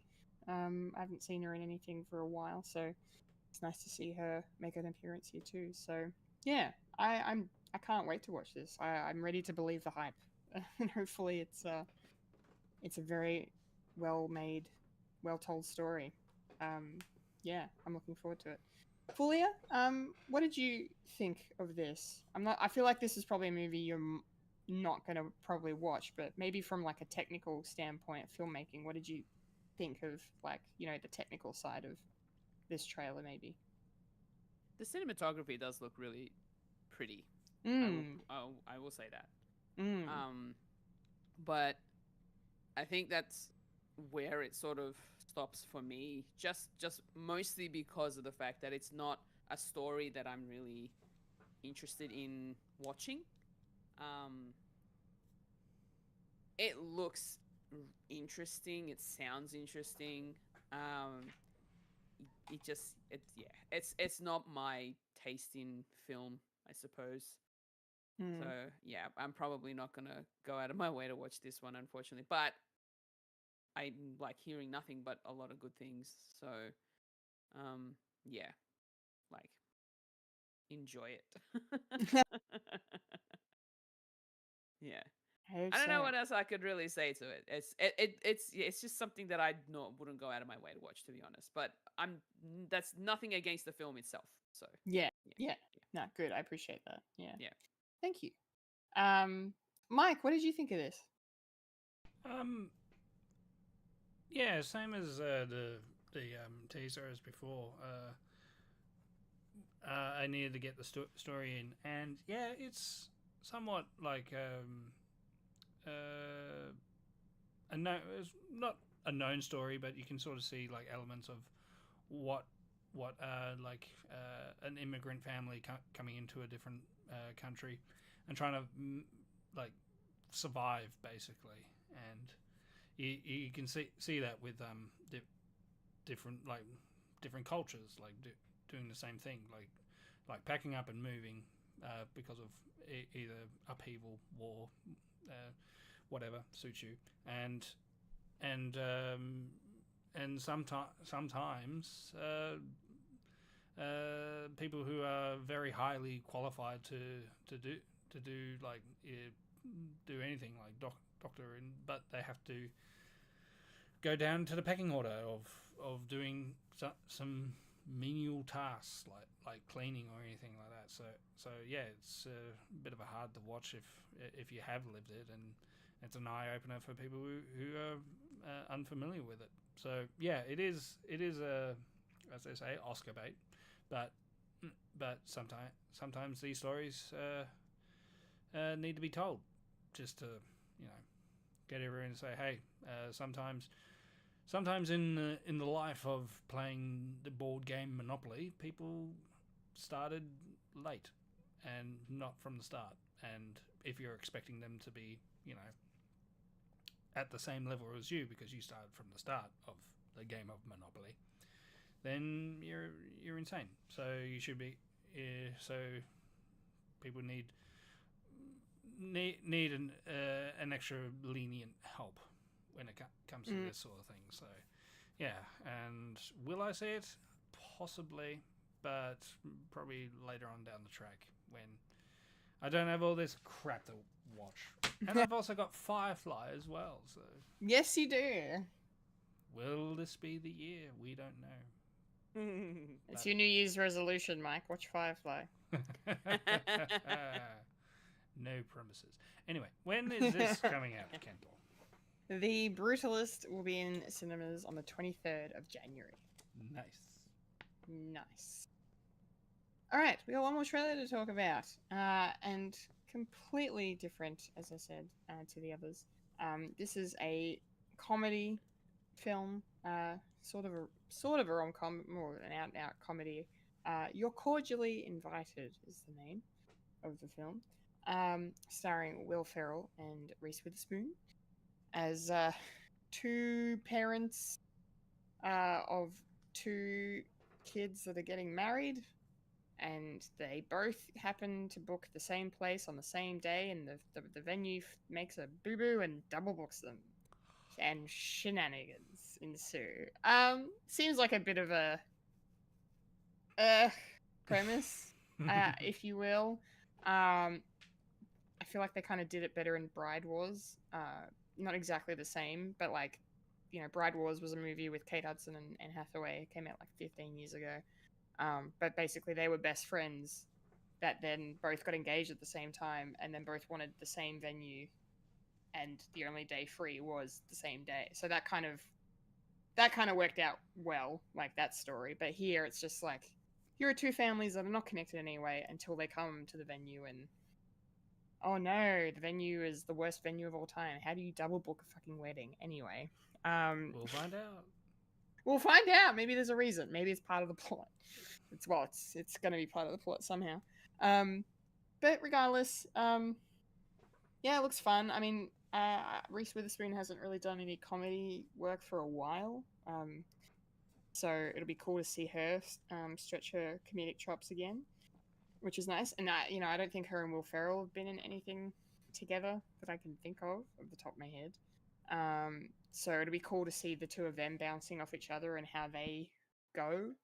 Because it's weird. It feels like the trailer is trying to set this film up for the two of them being enemies in this, which I have no doubt they are. But then there's certain scenes in this trailer where you kind of get the vibe that they're on the same page or past it or something. I don't know. It was weird. It was a weird trailer. But it looks fun. It looks harmless. Like, it is a good cast, and I think it's just a bit of a fluff comedy movie that's, straight to streaming. So, watch it at home and leave your brain in your car. I guess you can't say the leave your brain at the door situation. Because it's your home you're watching it in. But anyway. Yeah, I don't know if I'll watch it. I don't know, maybe if I'm bored, I'll give it a go. If they say it's good, if reviews and regular chaps alike say it's a good movie, then maybe I'll watch it. Because we all talked about Nobody Wants This, and now that has actually taken off and been really well received. So that Netflix show with Kristen Bell and Adam Brody got nominated for a Golden Globe. Anyway, so who knows? Maybe this is the next Nobody Wants This. We'll see. Fulya, what did you think of this trailer? You like it a bit more light-hearted fare. How did this work for you? I didn't smile one bit watching the trailer. Nope, not a one. I sat there watching this trailer. I'm like, what the hell is this? This isn't funny. No, I'm sorry. I can't. And wrestling an alligator? Come on, man. See you later, alligator. Low-hanging fruit, eh? Low-hanging fruit, yes. But I will say it's nice to see Geraldine Viswanathan in something different. Still a comedy, but, a different type of comedy. But in a film. So that's cool. Mm-hmm. Because she's pretty funny, too. Yeah, she's good, yeah. Yeah. But, no, I don't know. I just didn't get any sort of good vibes coming from this film. I couldn't get into it. It wasn't fun, to be honest. It's a scenario that is virtually impossible to happen. To double book a venue for a wedding, for two different weddings on the same day. Like, seriously, who manages these venues? Like, come on. Yeah. It takes one stuffer to make a movie. If it's based on true story, then I feel for the brides that had to go through that. Not to be biased, I feel for the dad. Because it's just... It's just special little girls die, and there's a woman, there's Reese Witherspoon, and she doesn't have a spoon, so she's without a spoon. That joke. And she's ruining it for your baby girl. I feel seen. Also a mum to a daughter too. Yeah. So that's getting married.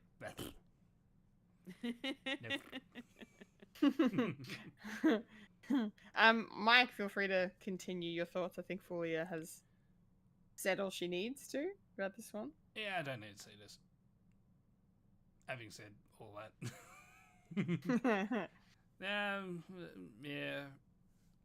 Yeah, it didn't hit me. It didn't hit me in the laugh out loud fields. It's like, but it put me down a bit of a rabbit hole. Because you said it's been a long time since we've seen Reese in a comedy, and I thought maybe she was just busy with her production company, Hello Sunshine, and coincidentally, the production company is the culprit of this movie. Yes, they're producing. Yes. Yes. So, which is a shame because one of her first ones was Gone Girl. So. Which was great. I like Gone Girl.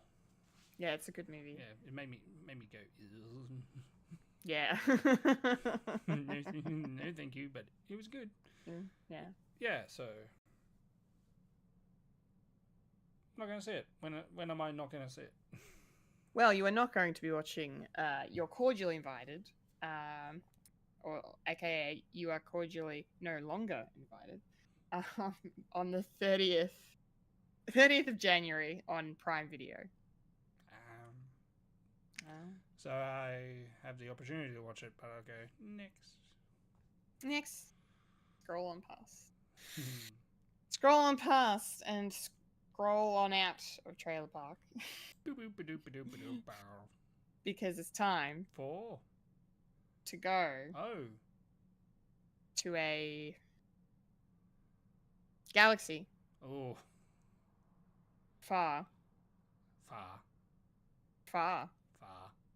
Far away.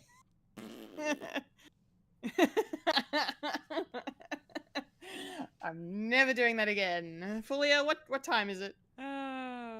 It's popcorn culture time! Yay! There it is. It's popcorn culture time, and based on my super terrible intro, we are here to talk about Star Wars, of course. Skeleton Crew, episode 3. Very interesting as an astrogation problem is the name of the episode. Yes, my overall thoughts. I enjoyed it. It they didn't move the plot along too much, but they did. You know, obviously we've got Jude Law's character here now, and we got to spend a lot of time, figuring him out and learning about him, which is cool. And there's still more to be uncovered, of course. But I liked what they did with him and how they didn't make the audience look like a dumbass, and they basically straight up immediately made him seem shifty as fuck.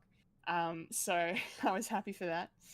And then KB is becoming my favorite of the kids. I don't know if I said that last week, but I think she's awesome. And woohoo! Queer representation in Star Wars. Her parents, parents are two mums. She has two mums, so that was nice.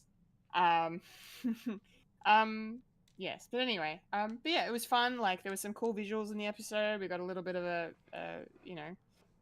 dogfight briefly in space, and a nice, interesting getaway where I swear they were reading my mind because I was thinking, I'm like, can you go to hyperspace attached to something? And then literally 30 seconds later, KB just says it to Jod, and I'm just like, oh, there, yeah, I wrote the script, ladies and gentlemen. Anyway, it was a gimme. But it was cool. It was fun. And we got a little bit more of the At-Atan mystery as well. So yeah. So things are moving slowly but surely, I think, in a good direction. What did you think, Fulya, overall of this episode 3? It was an alright episode. We're getting to learn a bit more about this Jod character. Mm-hmm. And definitely don't trust him. Nope. Definitely don't trust him. But Wim, my boy. My boy Wim. My good time boy. I don't know what to say about that kid.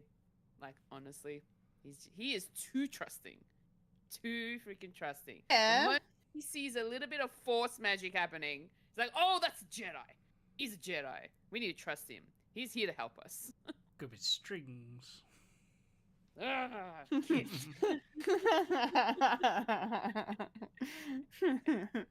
Yep. Yeah, no, KB has a good gut feeling about Jod not trusting him. And I like that about KB. I'm glad they saved Smee, SM33. Yeah.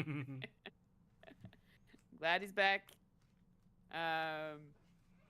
Yeah, it was just mostly,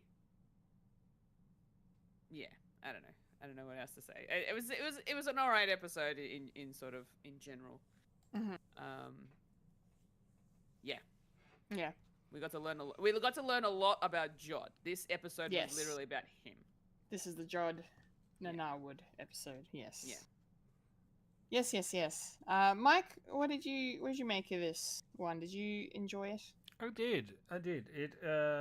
It plotted along with the plot quite nicely of going to the next thing, as an adventure usually does.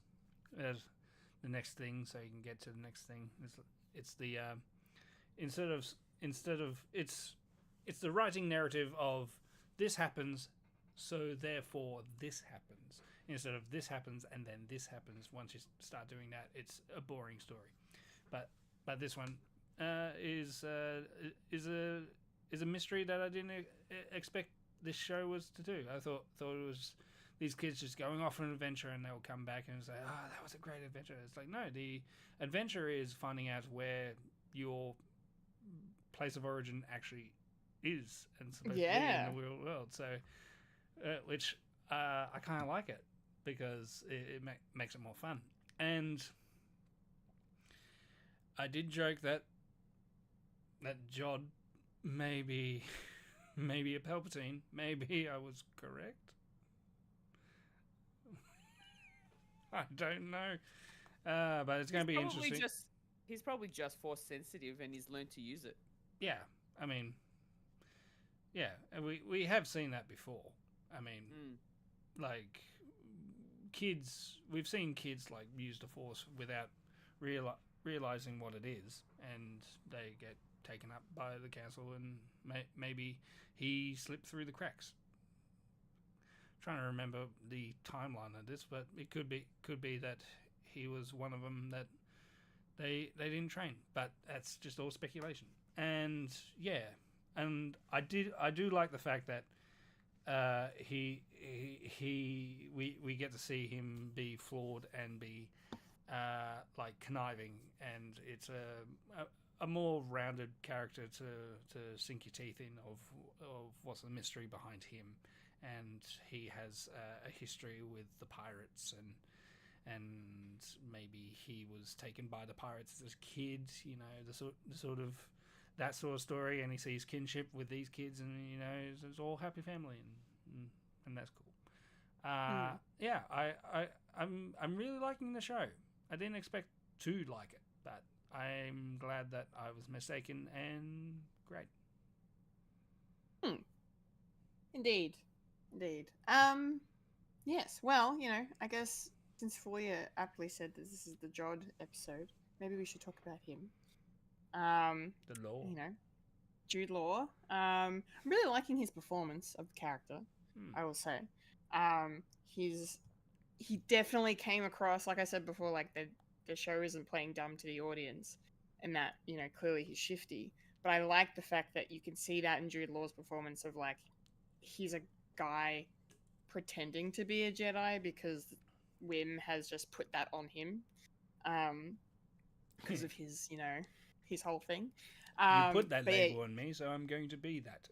Just to get basically. my way. Basically, but yeah, like it's so obvious that he's using the kids to get to Adden, and you know, I think we speculated about that last week maybe, but And I'm glad that they addressed it. I can't remember if it was Fern or KB that brought it up, but they were like immediately like, you're just using us. You just, need us to get to Adad, and you just want the treasure that is, supposedly a thing. And then he makes a really great counterpoint that is very deceptive, because he's not lying about what he could really be after, because he's like, well, what's the point of escaping if I don't have a ship to get out on? Like, that's just a basic truth of like, well, yeah, obviously he needs a ship. And yeah, and that's kind of how I was reasoning it in my head too, because I was like, well, he's been locked up, and we get a little drop of later on of like, oh, he's awaiting trial, and yeah, and if he's a force sensitive person, then why didn't he just get the keys and let himself out? But yeah, obviously there's no way for him to get out. And then like that moment of like, that was too easy was interesting, the fact that they got out so easy, but then that didn't really pay off the way I expected it to. Well, I think it was too easy, and then the kids say, hey, we need our robot. It's like, we're already on the fucking ship. Yeah, true, there's your conflict there. But no, learning about him, about clearly he's not a Jedi, but he looks like he has some force sensitivity, at least, whether or not there's string involved. He seemed to do something with the guards. He drew their attention away.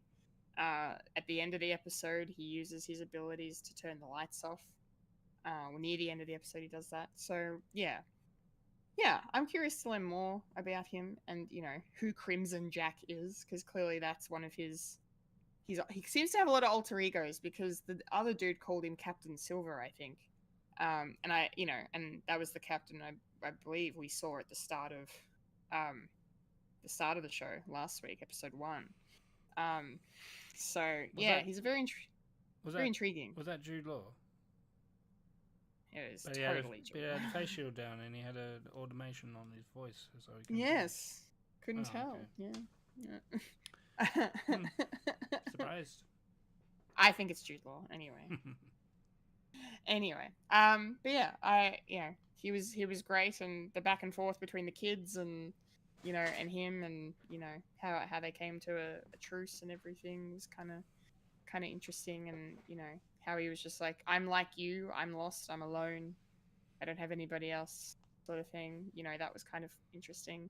But yeah, he's got a lot of layers to him, and the way he was like snooping around the ship too, like getting the massive knife out of the corpse, and having that conversation with SM33, who was just great in this episode, by the way. Yeah, that was cool. So yeah, dominance. Yes. assuming dominance. Yes. But yeah, I'm curious to learn more about Jod as we go along this journey. Fulya, what did you think of Jod Nanarwood? Yeah, he's a shifty old bugger, isn't he? Not talking about his past, not necessarily saying that he's not a Jedi, but doesn't say that he is either. So technically, he's not lying. He's just not speaking the truth in any way. He's holding back on some facts. So there's definitely something shady about his past, for sure. The other thing that I kind of like about him is that, there's, like you said, there are layers to him that we need to peel away and learn about. And yeah, that a Jedi wouldn't necessarily be carrying around a giant knife. So, but a laser sword is fine.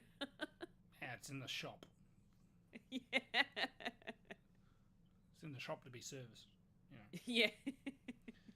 Well, laser sword, cutlass, We need to see him wield it to see if he does the, Yeah, true. True, if he really is. Chiarric. But we kind of find out he hasn't necessarily, we find out that he didn't say that he was a Jedi, but that doesn't necessarily mean he isn't one. At a certain still- point of view. Yeah, there's still a lot to uncover from him. Kendall also mentioned the whole, the different aliases that he has. Was it Crimson Jack, Captain Silver? Like which one's the real one? Like, is Jod Narwood actually his name? Yeah. He has many names. He has many Yeah. names. Dr. John Watson, Albus Dumbledore, the young Pope. Yes. So yeah, I'm liking the way that Jude Law's playing this character.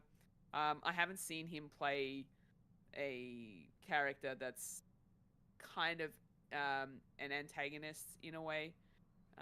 So I don't know if he really is one. I mean, we'll probably find out later on, but it's nice to see him do something that isn't, where he isn't the hero type, or he's not the good boy next door type of character, So yeah, I'm happy to see more Jude Law. That's all I'm gonna say. Yeah, we're loving the Jude Law. Yep. More law. You can enjoy that.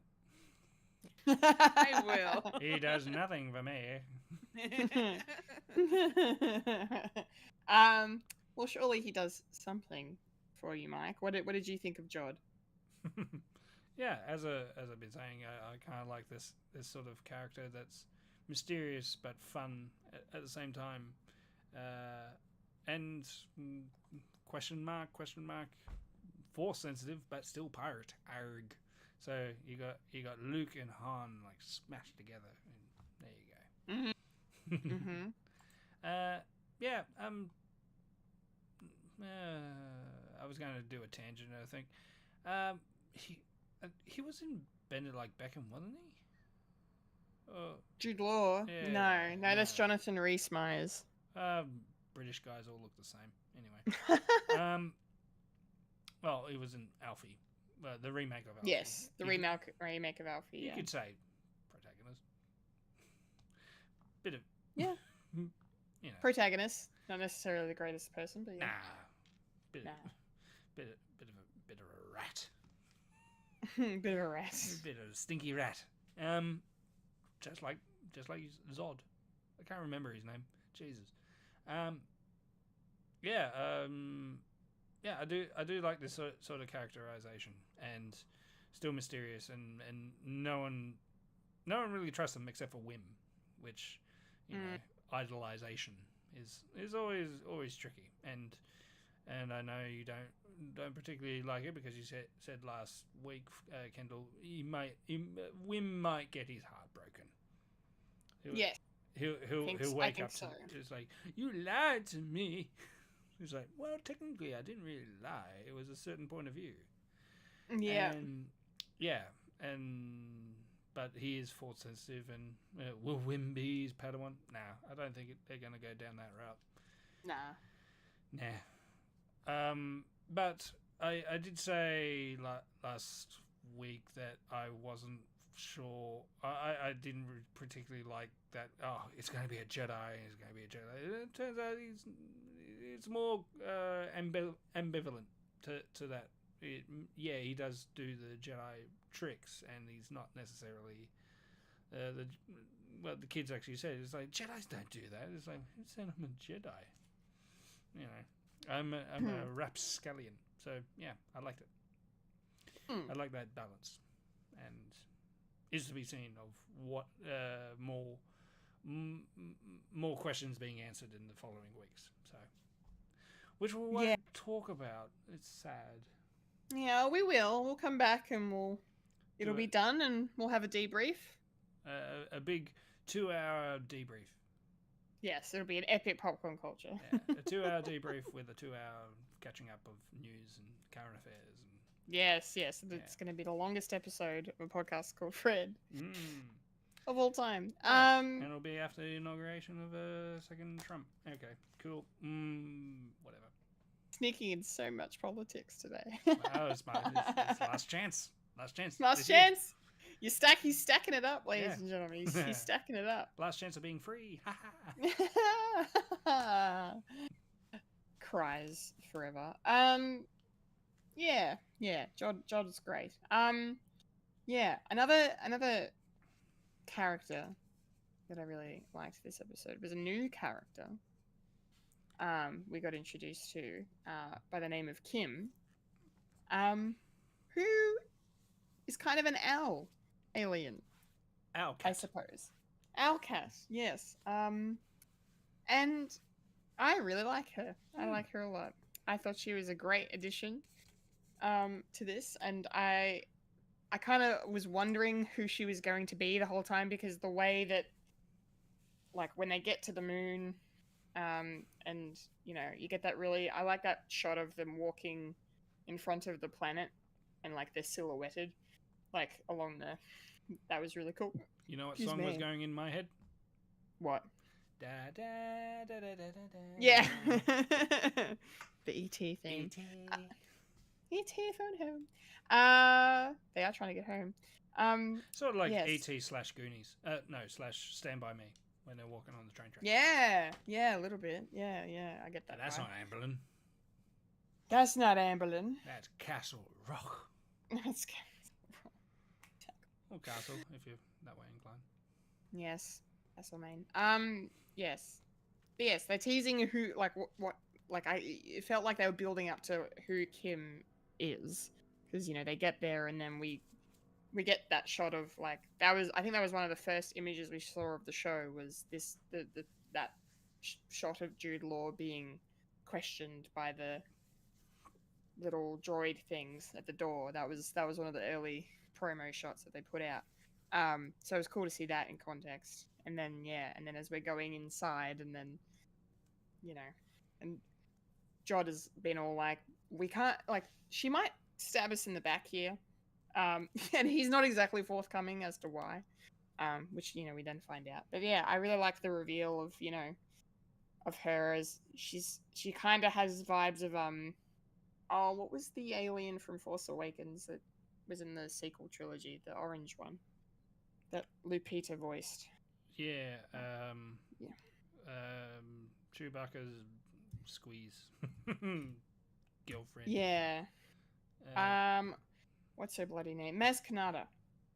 She kind of reminded me of Maz Kanata, only in a sense of, like, here's this, like, you know, she kind of has a lot of information. You know, she seems to have her head on the straight and narrow. Like, you know, she can sense BS pretty clearly, and, you know, doesn't really want to trust Jod as far as she can throw him, and that's very fair. But I kind of liked how, she kind of had this sort of, I guess, chaotic sort of library setup of, like, being able to pull things out and you know, find things, and, you know, and then she's just as bewildered by that AT-AT and mystery as everybody else is. And, you know, that was probably one of my favorite parts of the episode, like, this whole digging into the mystery, and her showing this, like, ancient looking scroll of all these different planets that the you know, that have been purposely hidden, it seems. So yeah, fascinating stuff. And the fact that she was able to narrow it down based on the information the kids gave them, and the sigil that Fern had on her backpack. And I liked the little connection she had with KB as well. Like, that was, you know, KB's like, I don't trust him, and she's like, don't.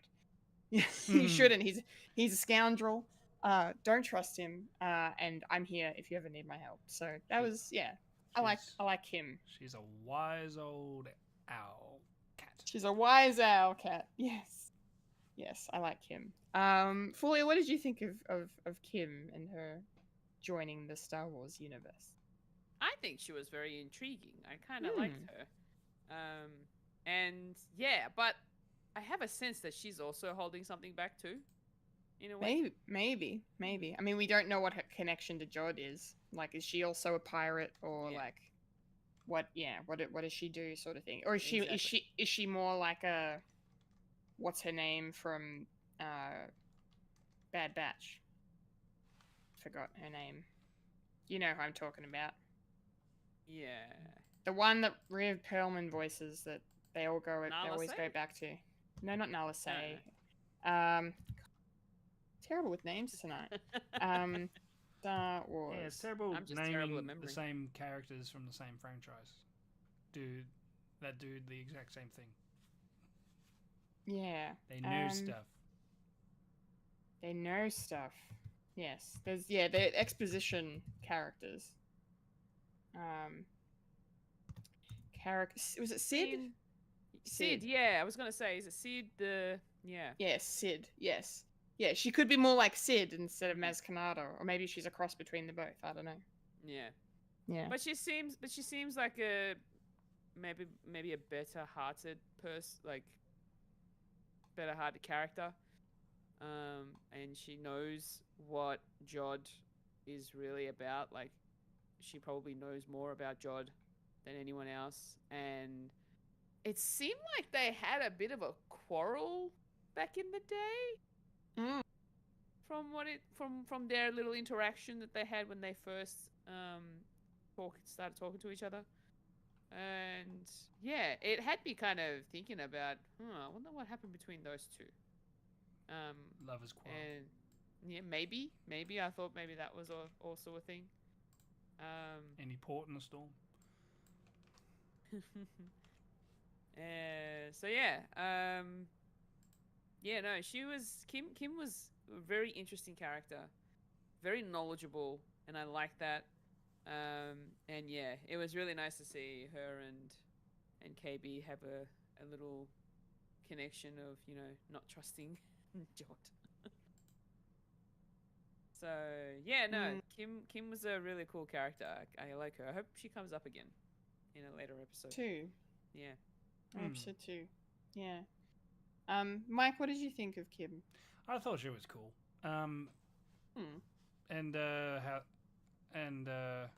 Yeah, I kind of like these sort of characters that you may or may not meet second time, but meeting it for the first time or just this time, and just having that sort of wise, analytical sort of character. There's a little bit of off center as well, and you get to see that in all like fiction and narratives, and just the place that they were definitely reminded me of the Dark Crystal for some reason. Of going when Jen was going to what's her name?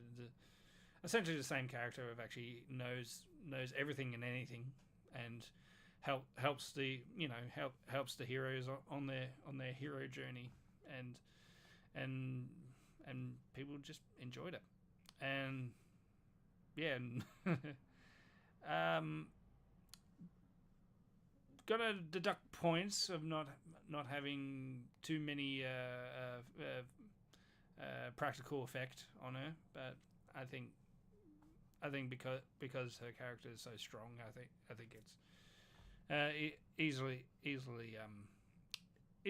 the top 5 of characters in this show that we get introduced, and yeah, I really enjoyed it, and I love the sort of the differences between of everything that's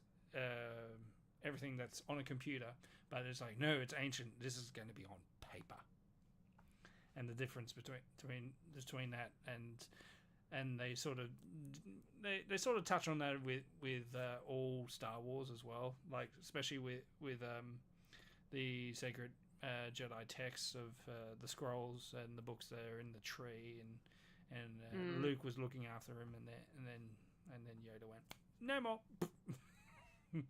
and just lost the history. And sometimes you need that, because the constant struggle of trying to rely on the past without looking into the future, and you can sort of see that. But in this case, it's beneficial to actually know a bit more about your history, especially if you're dealing with Atom that's not supposed to be there, and it's that mystery as well. So I love this mystery. It's very juicy.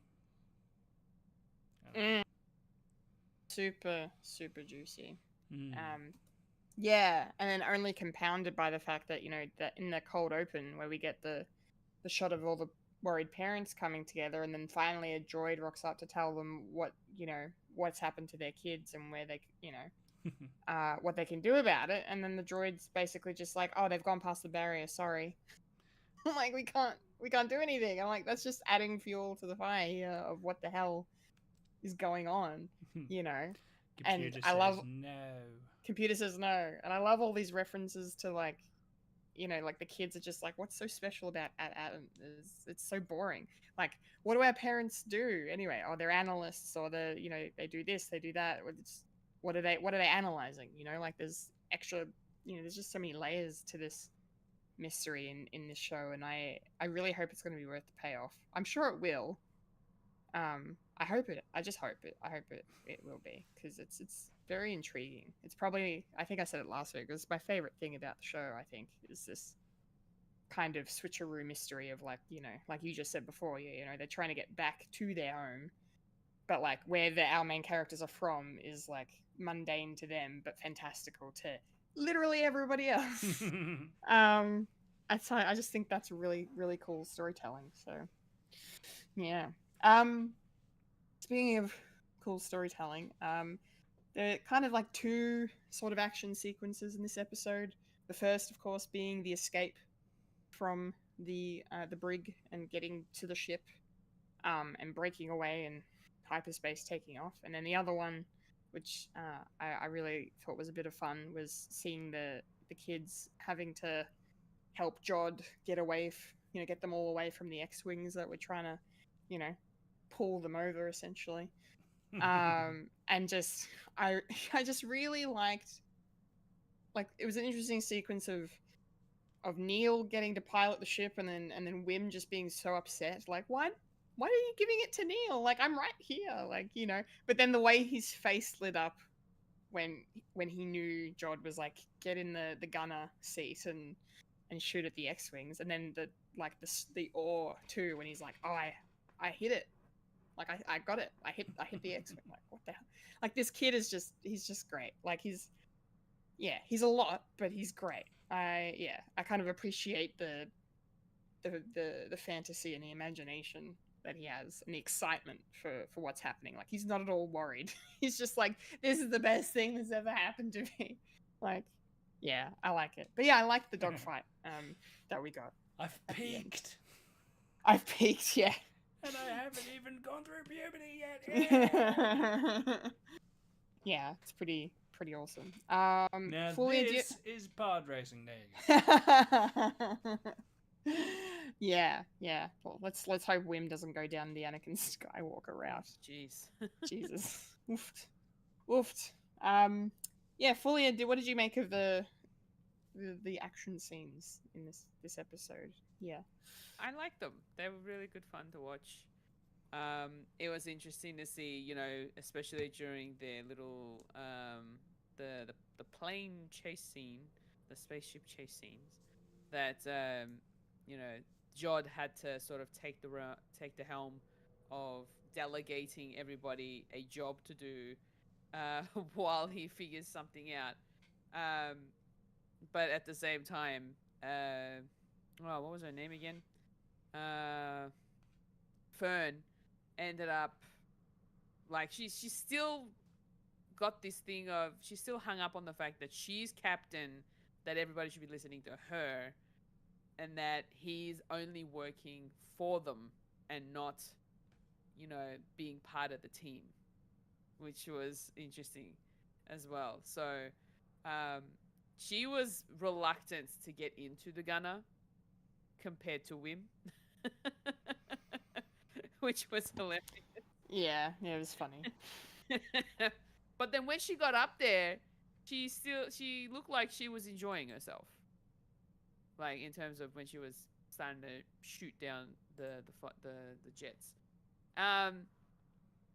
Yeah, and then, KB obviously being the smart one, calculates everything, ends up being the engineer of this particular spaceship.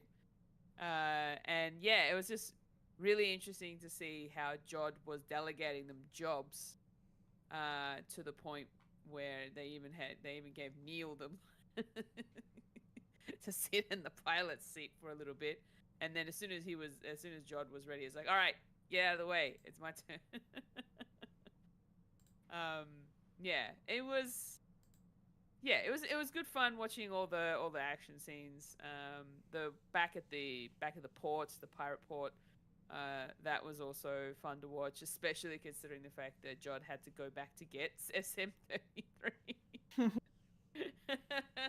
And then after all that, getting stuck there because the spaceship is still, connected to a fuel line. And how the heck do you break a fuel line? Like that's insane. And the way that I like the way that they showed us that the fuel line connected to the main fuel station, but as they're trying to leave, it's starting to drag all the other ones that are stuck, that are connected to it.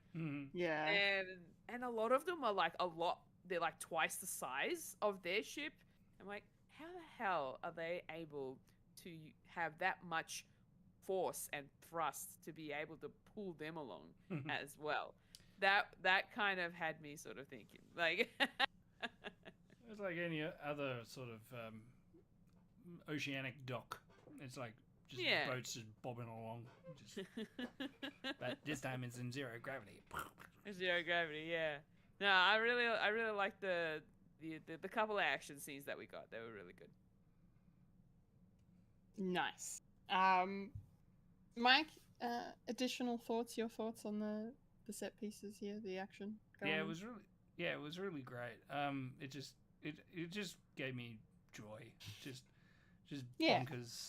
bonkers stuff. I mean, the gunner seat and the flying away is a staple for Star Wars as well, because we've seen that all the way from New Hope and that. I got him. Don't get cocky, kid, and all that. But I really enjoyed the sort of trying to escape while being still moored to the asteroid docking station, and then the aftermath of going of jumping to light speed and the tether just going. I was laughing. Yeah, that slingshot. I was laughing so hard. I was like, oh my god! And just people getting hit by that shit. It's like, I'm a sadistic asshole. That is funny and cool at the same time. It's essentially if you were to break a very taut cable, and it'll just take out anything that's in its way. Yeah, it's like any cable, like on a bridge that's holding a bridge, and it just goes. Yeah, it just flings. And and the people get hit, they're dead. So dead. Yeah, they're not doing well. Nope. And props to the main man himself, Brutus. Brutus is back. He's cool. Yeah, badass. Badass wolf mother. And you know the guy that when they were getting Shmi out, the alien dude that was talking to Jod. Do you know who voiced him? The alien dude that was talking to Jod when he called him Captain Silver. Yeah. That voice. Is that the character? I don't know. That voice. I was just gonna say the voice sounded familiar. Yes, but Jod was going through all the droids, and we got to see Roger, and that Trade Federation droid. That was fun. Yeah. But the alien who said, "Oh, I remember you doing that thing." Yeah, that guy. That was Alfred Molina. Yep. Okay, I was right. Cool. I was like, yeah. Very cool.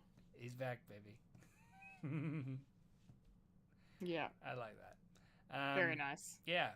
Really enjoyed the action sequence in this, and the ending. The sort of looking into camera. He's like, I would tell you, but you wouldn't believe me. Yeah, yeah. I thought it's cheesy, but it fits in this show. I like it. Yeah. Yeah, I was half expecting our mate, what's his name, to be one of the X-Wing pilots, Yeah. but they didn't do that, so that's okay. Yeah. Oh, who? Oh, what's his name? It's the same time period. No. Because No? usually, the sort of trope that they're doing now is everyone in the X-wing are actually the directors of the show. Yeah. And I was thinking it was probably going to be who's doing this show? Or John David Watts. Larry? Is John the- Watts. and- I was John Watts? expecting he probably going to be John Watts or something. Yeah, and David, Fulya said David Larry, he directed this episode, so. Yeah. Yeah, one of them. That X-wing commander was Andy Powers. Andy. Andy. You ruined Mike's theory, Andy. But I thought it was. It didn't have to be like No. anyone, but Bryce Dallas Howard. I think she was doing an episode in this show as well, coming up. I can't Yeah. remember. Yeah. So I was hoping, but didn't happen. It was like, I'm not gonna, I'm not gonna cry to sleep about it. It's like it ruined my TV show. No.